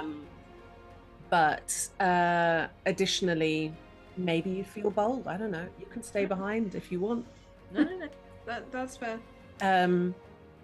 What are you doing once you get through into the tree line? Are you just Looking around, like light. I'm like illuminating spaces to try and find some pink moss or some kind of signs, especially because they just shouted Fae. So I'm looking for like. You're looking for the way that the Fae slips infect the landscape. Roll for me, please. Oh, no. Anyone that's rolling perception, tell me what you get. I will also roll. Yeah. I'll roll a cheeky I'm deception. gonna use my bardic as well. Fucking nat 20. Fucking nat 20. Nice. Got Nice. 12. 12. What did you get with your bardic? 18. 18 with bardic. 23. Okay, cool. I think Arlen does see it first. There's probably a little bit of Dagger that's like, at the same time. But what you see, you might get like 30 feet into the woods, and there is something glowing that pulls your eye. Like you're looking through the brush, you're looking past trees, and just sometimes when the trees part, you kind of see this glowing thing, and you know to like run towards it. Just there. Yeah, I know. I can see it. Guys, I see it. What the fuck do we do now? This map is insane. This is cool. Jesus. Holy sugar. Where are my lids? You guys are running from the south. Yeah. Perfect. That's really good.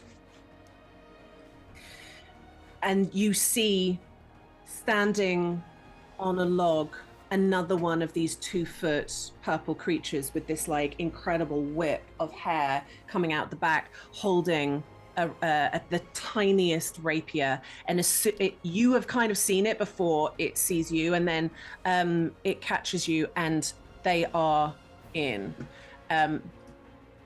Would you like to roll initiative again, please? Because we're on a new map. Yeah. Oh, yeah, why yeah. not? I'm rolling really quite well today. Good. We're low level. We need it. Yeah. I rolled a 19. Nice. Pop that in. Great, great, great, great. So, up first is a little purple fella. Who is going to go and becomes immediately so fast you cannot see it with your naked eye. No longer rolling with my trusty Iridia dice that rolls so well, and I'm feeling the hurt from it. Good. That's not too bad. That's taking a strike with its rapier against Dagger. That is 23 to hit. Yeah, Fuck that'll you, hit. Nell.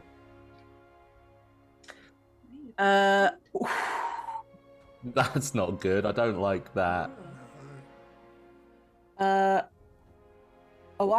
definitely have the wrong hit point maximum for you, Dagger, up on my little board.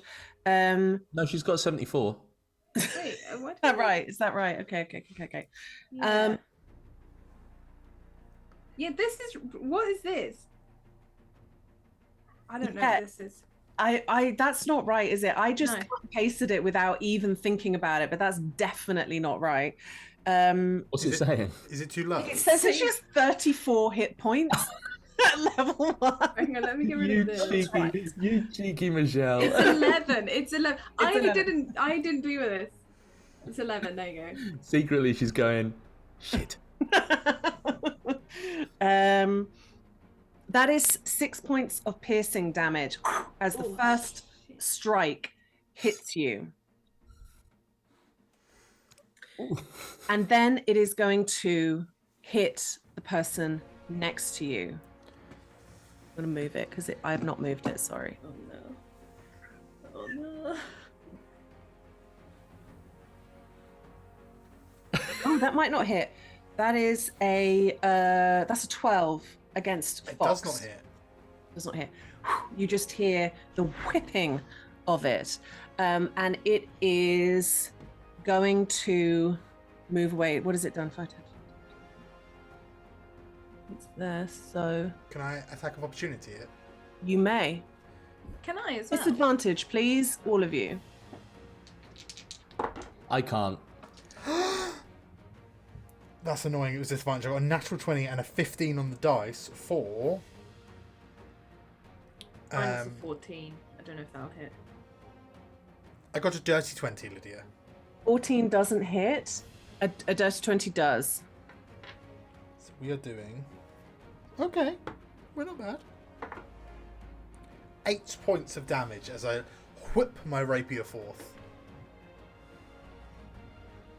8, did you say? Yes. Incredible. Go back home, Yeah. you little shit.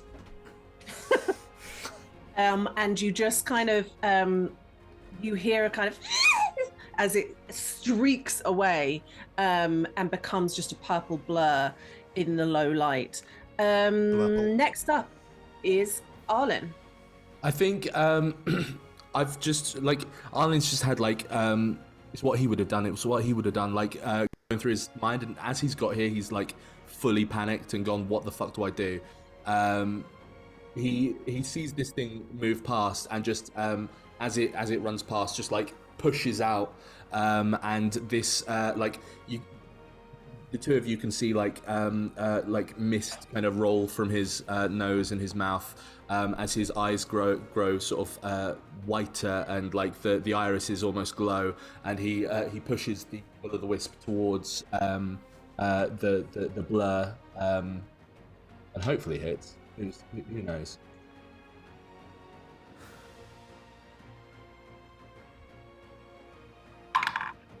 For a fucking nat 20. Fucking nat 20. Yes! But only, but that's too exciting. Okay. For a 28. Did you roll at disadvantage? No, I didn't. Oh! Forgot about that.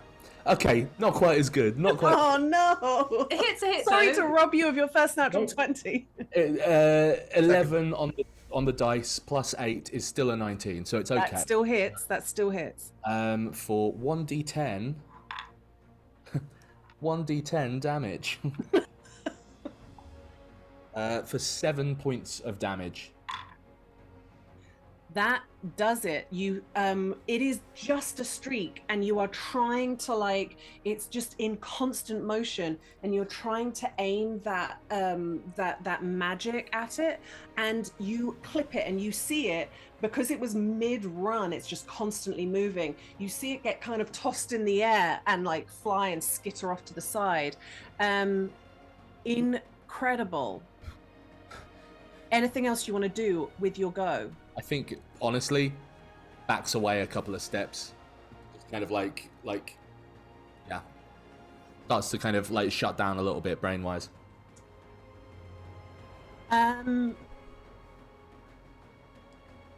Next up, Dagger. Yeah. But Arlen just killed it, right? Okay.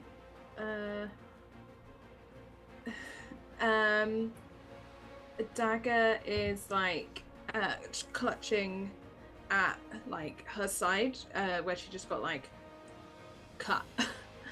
I think that rapier kind of got in between your top and your trousers, and it's like that, it gets pulled by your belt loop kind of thing. It's like a really nasty area that it caught. Yeah, and she's just gonna go and like lean like kind of like around this rock and take a breath, and then like pull out her bow, and it's gonna attempt to hide, but like be ready to shoot if someone comes out. My action is hide. Great. Do you want to roll for me, just so that I know? What should we roll? Stealth. It's not good. It's a 9. Okay. Probably because she's like, fuck. Yeah. All right, Fox. Fox is going to do a little sing. He's just going to hum a little melody at a very nice frequency, and I'm going to cast Healing Word on Dagger. Oh shit, that's nice. That's a pretty for 7 hit points healed. Oh shit. And then he's going to take like just a step in, like keeping the light up, looking around and going, I'm certain there'll be more. And he's going to look over to Arlen and go, exemplary work.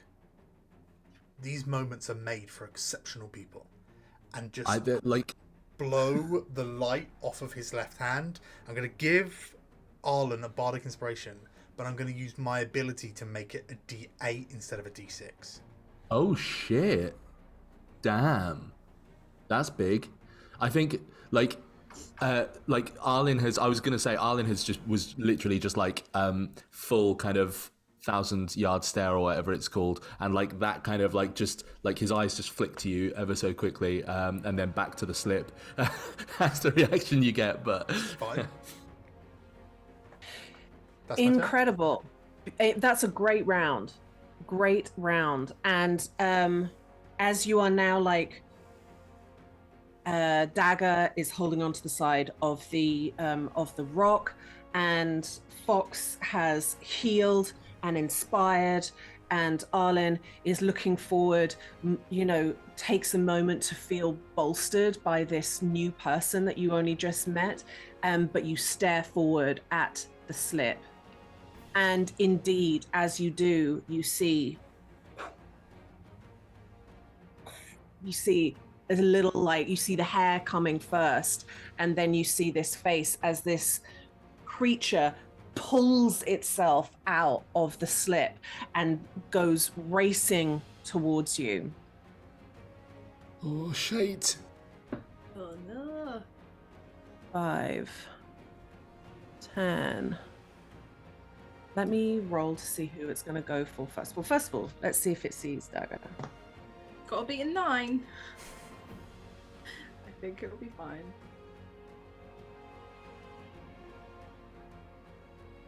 First hit, as it sprints up to Arlen.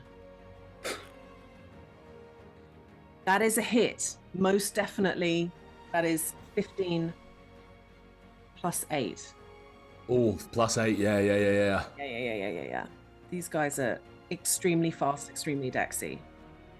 And furious. That is 6 points of damage. Give me 2. I didn't realize I got temporary hit points from Armor of Agathis, which is fucking wild. How many? 6. 6. Oh, cool. Does that mean you should have done some damage to it when the other one hit you?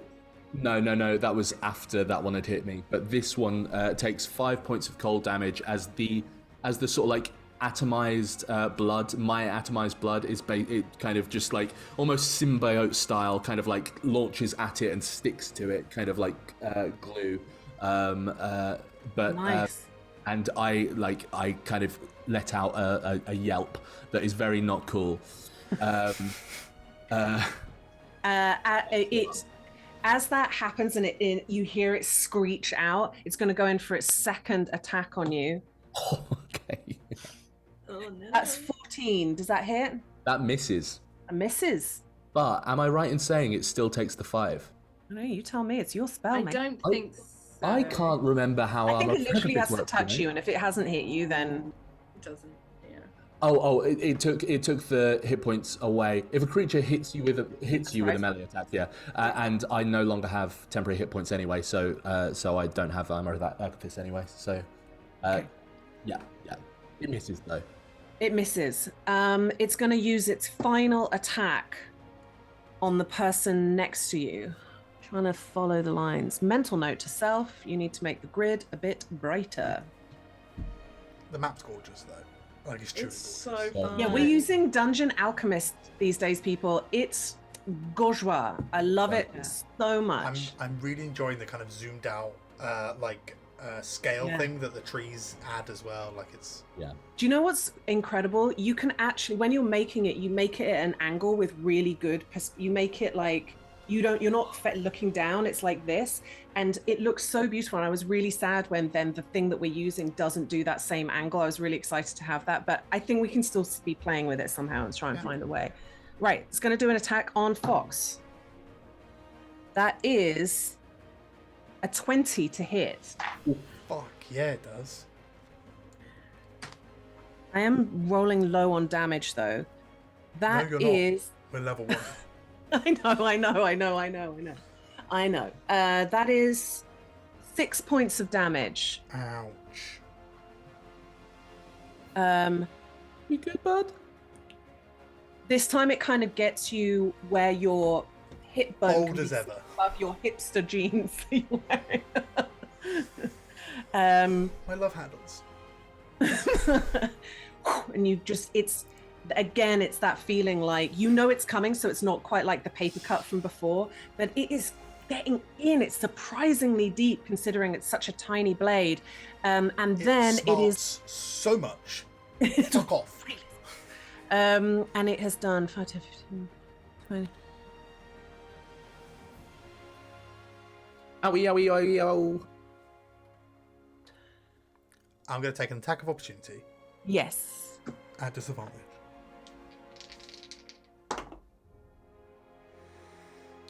That is a dirty 20 again. I rolled a 17 and a 15 That hits.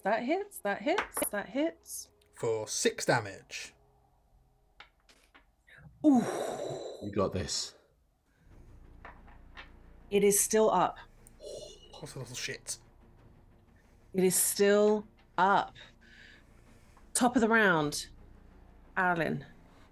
Yeah, I think Arlen's really hurting and just kind of like lets out a kind of bellow, and as he does the sort of it's not steam, it's like the mist rolls even more out of his mouth, and the eyes glow again, and he just pushes the will-o'-the-wisp hurtling towards the quickling again, or the thing, whatever it is.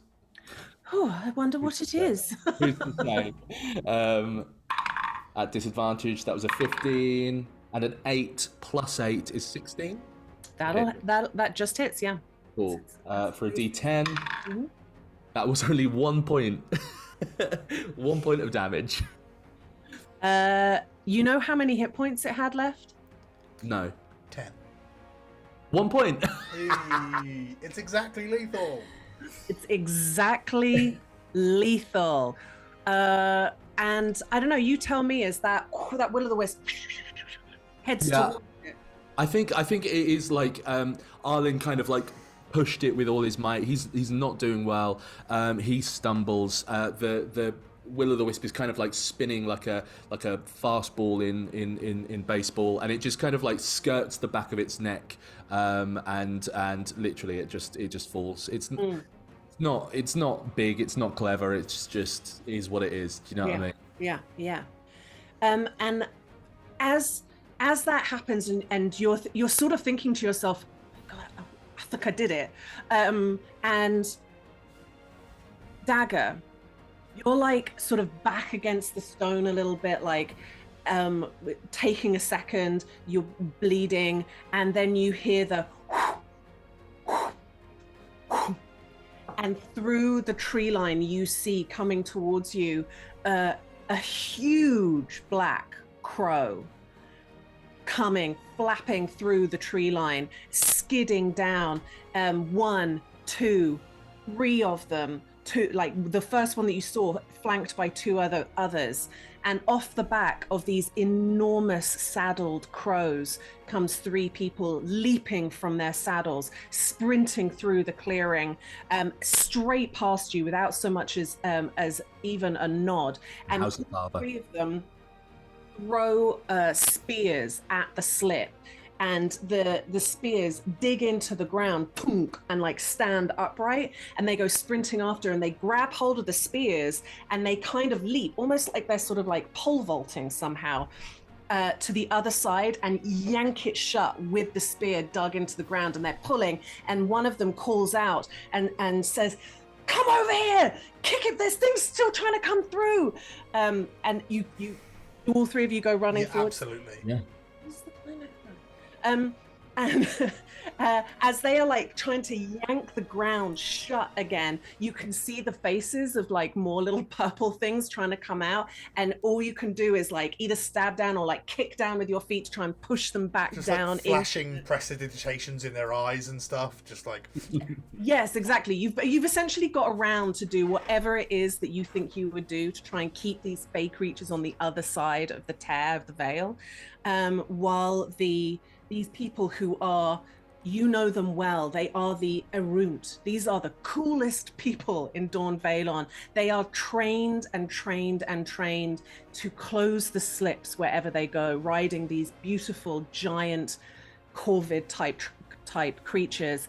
And once the slip is closed, there are still glowing cracks all over the ground. All 3 of them go down on their knees and smack the ground with their hands, and it's like dust shoots out from their palms, and they start chanting, and you just see that magic start to fade as over and over they are casting spells that is closing that scene shut, and the light begins fade a little bit, and you are just left watching as these people are like breathlessly still round after round of chanting, and then finally you are left in a dark clearing.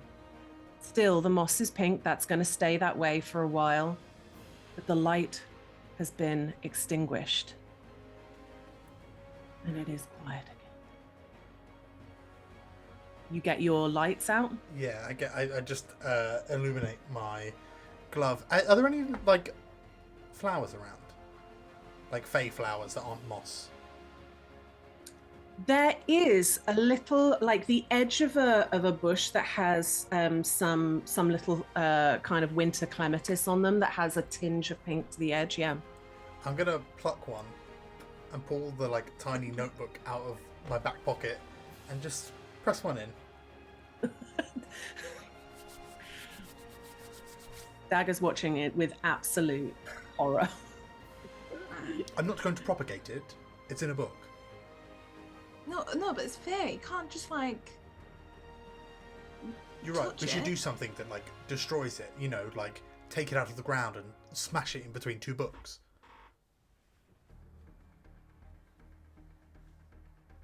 Can I? What? Are you alright, Arlen?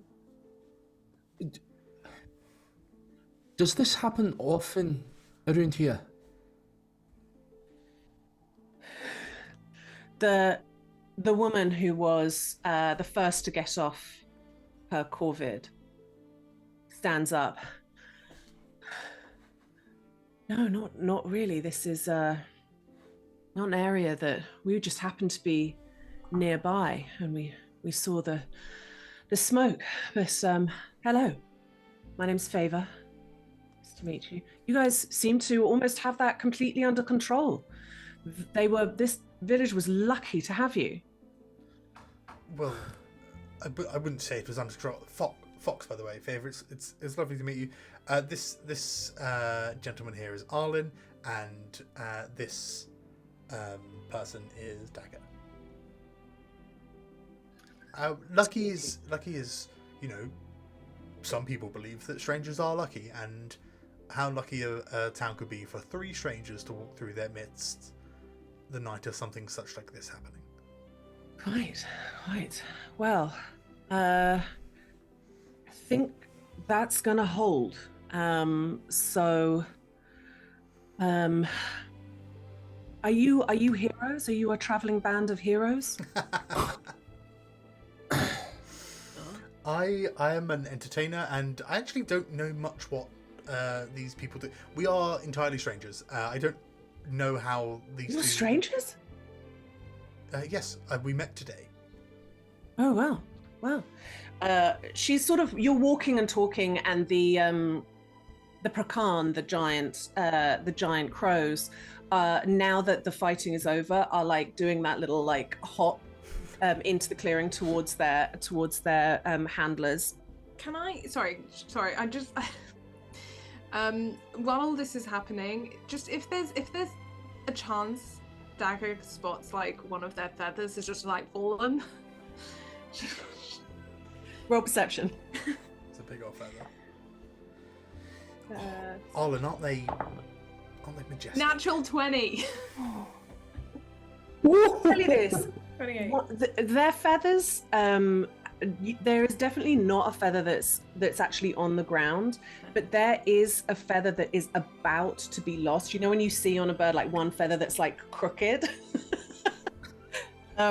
And you know, if you were feeling brave, you could just give it a little tug and give it the last little thing that it needs to be loose from its owner. Oh god, that feels so mean. You kind of glance back, and Fox is deeply in conversation and is really charming Favor. And there is the other one is like there's a Triton with white hair, and there is a grey tiefling with brown hair that is like focused on your companions. I'm gonna just reach out like I'm going to just stroke it. Roll animal handling. Just so pretty. Bird big. But big. really 21. struggle with that. 21. Oh no. Unbelievable.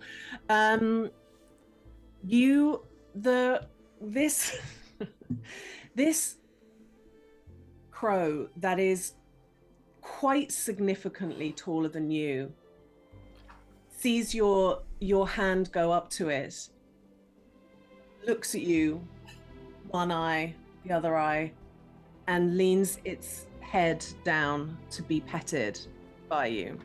Oh, screw it, I don't need a feather, this is enough. They're all gonna be betted already. Let me pet them all. Just kind of like it enjoys it for a second.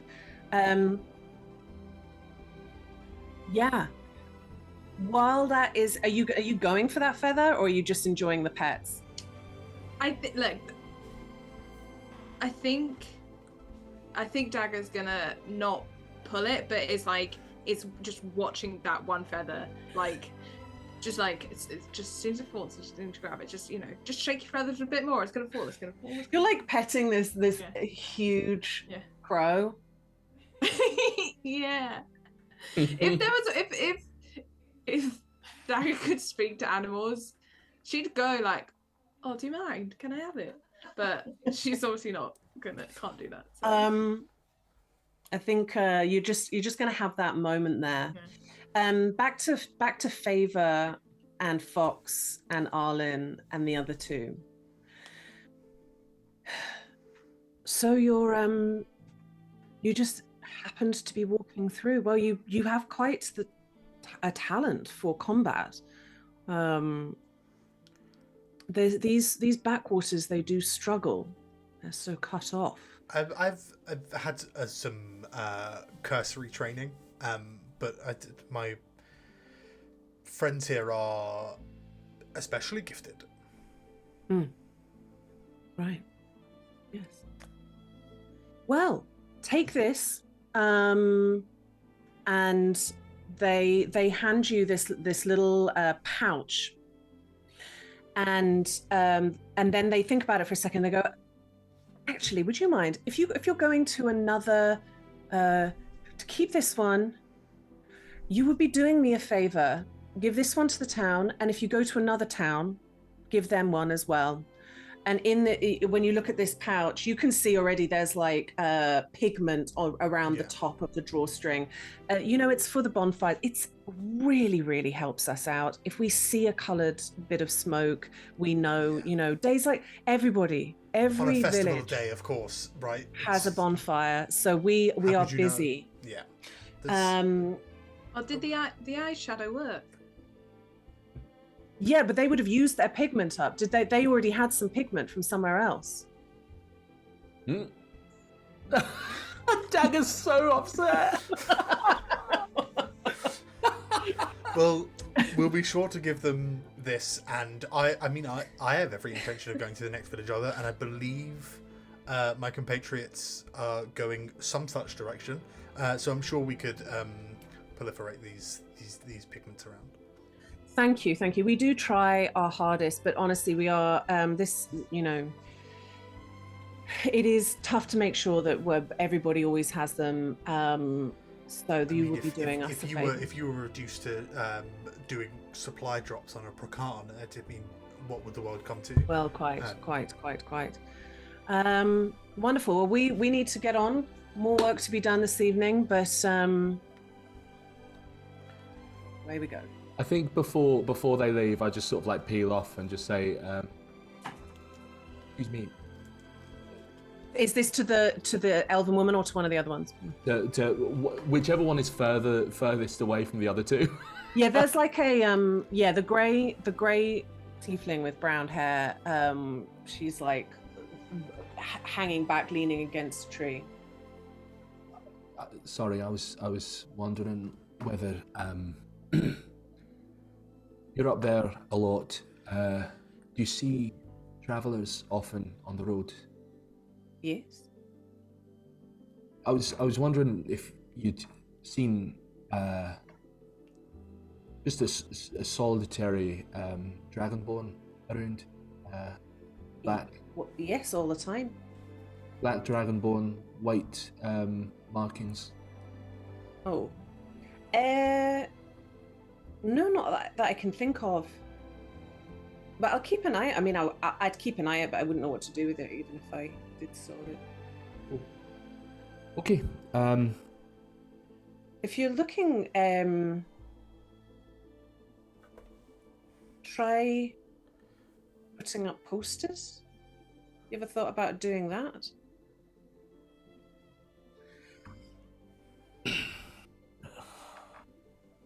I'm not sure whether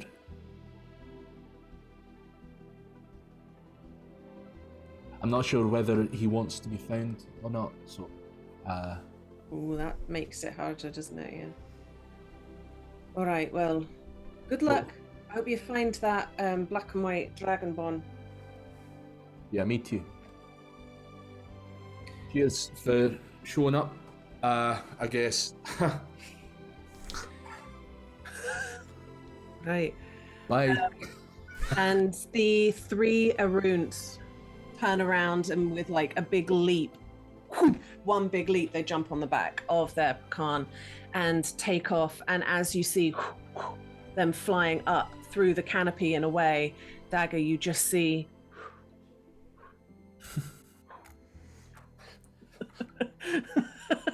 No, Dagger's like just watching it, but it's like being very chill about it. So chill. Oh, I'm just gonna sneak it in my bag. you have I mean the feathers are about this big. Oh shit. Yeah. A4 piece of paper. Bigger than an A4 piece of paper, yeah. Yeah. I mean the Prakana like Massive. yeah. Mad. Yeah. They It's the size of a stand about 10 small foot dragon. high. Yeah. Which is the size of a large crow.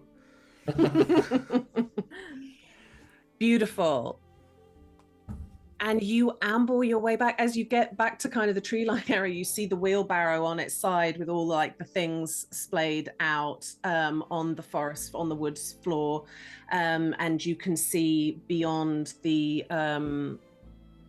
village, the bonfire. And... Should we should we take these into the woods and proliferate them? Hey.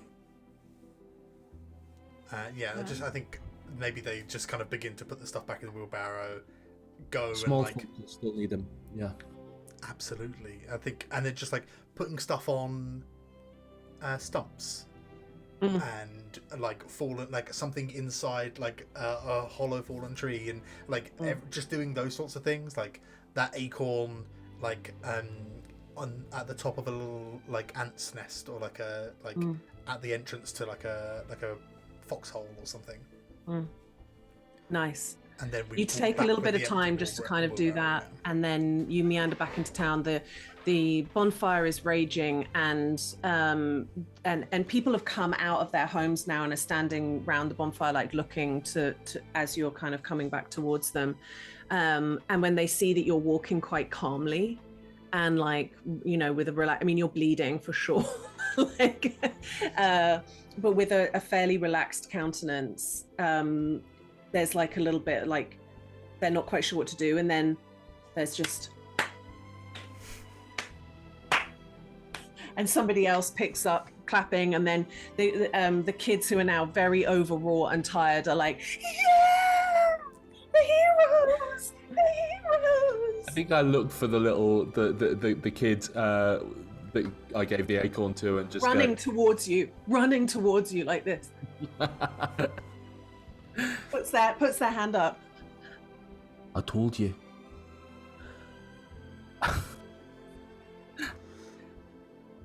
Us gods don't need to tell you what we're here for. I knew I'd been a good boy all year. I ruffle his hair. He's just holding onto your jacket, like got his hand in the pocket, like holding onto the pocket of your jacket as you're walking along, like I'm with the heroes. Back into town. Sort of turn to the others and I say, I've lost a lot of blood. I need to. I could do with a lie down. I'm not gonna You and me lie. both, friend. Friend, steady on, pal. It's called manners, Arlen. Can I find Norris? Yes, Norris is like sitting down, sort of on like a bench. That's actually, I tell you what, Norris is back in his chair, just still in his underpants, but with like a blanket around him. I'm just going to sit on the floor next to Norris and just say, some of the folk mentioned that you were excited to be the crone. I was. Well, look, this year maybe it didn't go as you expected, but all of the gifts have been given, and I'll tell you something, I know that I got what I asked for, so thank you.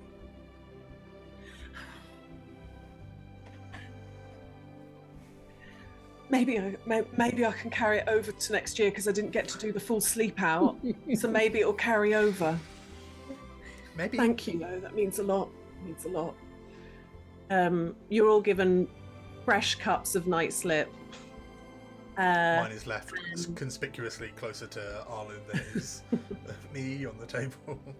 I think I just sort of say, I'm just gonna take a moment, if that's okay. And take the 2 cups, kind of tilt the one that you gave me to towards you, and just go sort of walk over. I'm assuming we've been around town a little bit. Go walk over to the little shrines. Just set one of the cups of night slip in front of the shrine to save, and just sit there and drink mine. Nice. For a bit. Nice. It's late now. There is an awful lot of back clapping and like, you guys saved us, and a little bit more like fiddle playing, but not a lot. You know, that there is a couple of people are like, Hutton, we're not dancing now. Come on now. While Hutton's playing, I'll share a drink with his wife. I just give Vera a nod. She was the one that was dancing all of that. I was Yeah, like, yeah. like, I'll just have a drink with her. And you're going to essentially the arrangements have been made that the hot houses, Sorrel and Kerry, father and great grandmother, who run the forge, have kind of arranged things so that essentially you can kind of sleep in their sitting room, and they brought blankets down. It's, you know, they don't have a sofa, so it's not like you can kind of there's not a spare bed or anything like that, but they have a rug. You'll all be sleeping on the rug in front of the hearth with blankets. And I have a bedroll. I'll probably just set up my bedroll in the living room. Yeah. I think Dagger got hurt, but then, you know, it's in full health, so we'll offer to keep first watch. Yeah. First watch? What are you talking about, watch? We're inside. We're in a home. Right, they're strangers. Are you an adventurer? What do you mean, watch? Is this part and parcel? Is this work a day for you? Hey, is this sort of what you are we do? watching? Right. You're both bleeding a lot, yeah? I just... Yes. What are you watching out for? Is someone Guys. following you? A slip might open up again. What, or you might get rolled. The chances of that. Wait, Astronomical. that's not going to happen, is it? Like she No. said that No, it's that gonna doesn't be- happen often. No, but if it did, I'm not coming back out here if that happens all the time. Fucking stay in the We're elevator. the first strangers they had in 7 years. Like, this is an exceptional day. I don't think we need to worry about it happening all over again tomorrow. Are you okay? Yeah, I'm fine. You're not in danger. Nobody's hunting you. Because it's No, really rude if you're being hunted. How are people surviving? It's really rude if you're being hunted. If you're being hunted, you brought them here to this village and to all of us. It's incredibly rude of you. Right, well. Can you just fucking go to sleep, both of you? Well, I want to know if I need to do a watch.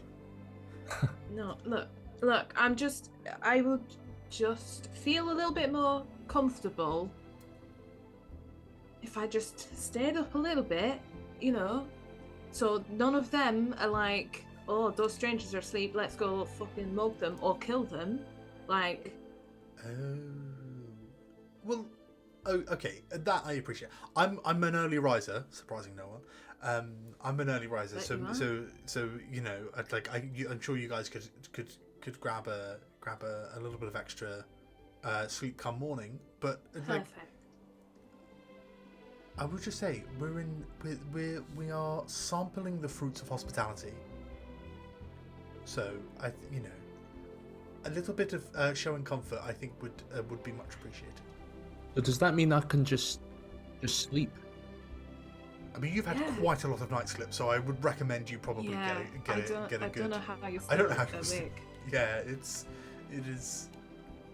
Sugar rush. I'm just Alright, well, been a pleasure, fellow travellers. And you are, I think, Arlen, you are like on the rug right in front of the hearth that's just embers at this point, and with a blanket. Fox is a little bit further out where the bedroll is rolled out. And it's a nice bedroll. It's because it's nice and long. He's tall. Good, yeah, nice and long. And Dagger, maybe you're like sat on like a rocking chair over to the side. Yeah, she's like, she's not standing, but she'll sit, but she's just like, I'm just gonna watch the doors, watch the windows for a little bit. Yeah. And you sleep. And that is a long rest. First long rest. And the last thing that I think I'll say for this first session is, Fox, when you wake, just as dawn is breaking for your watch, Dagger is gone. Is What? there like are bags there? No. And we'll pick up there next week. Michelle, what are you doing to us? Michelle, I don't understand what you're doing. Episode 1. Michelle, I have such rage, Michelle.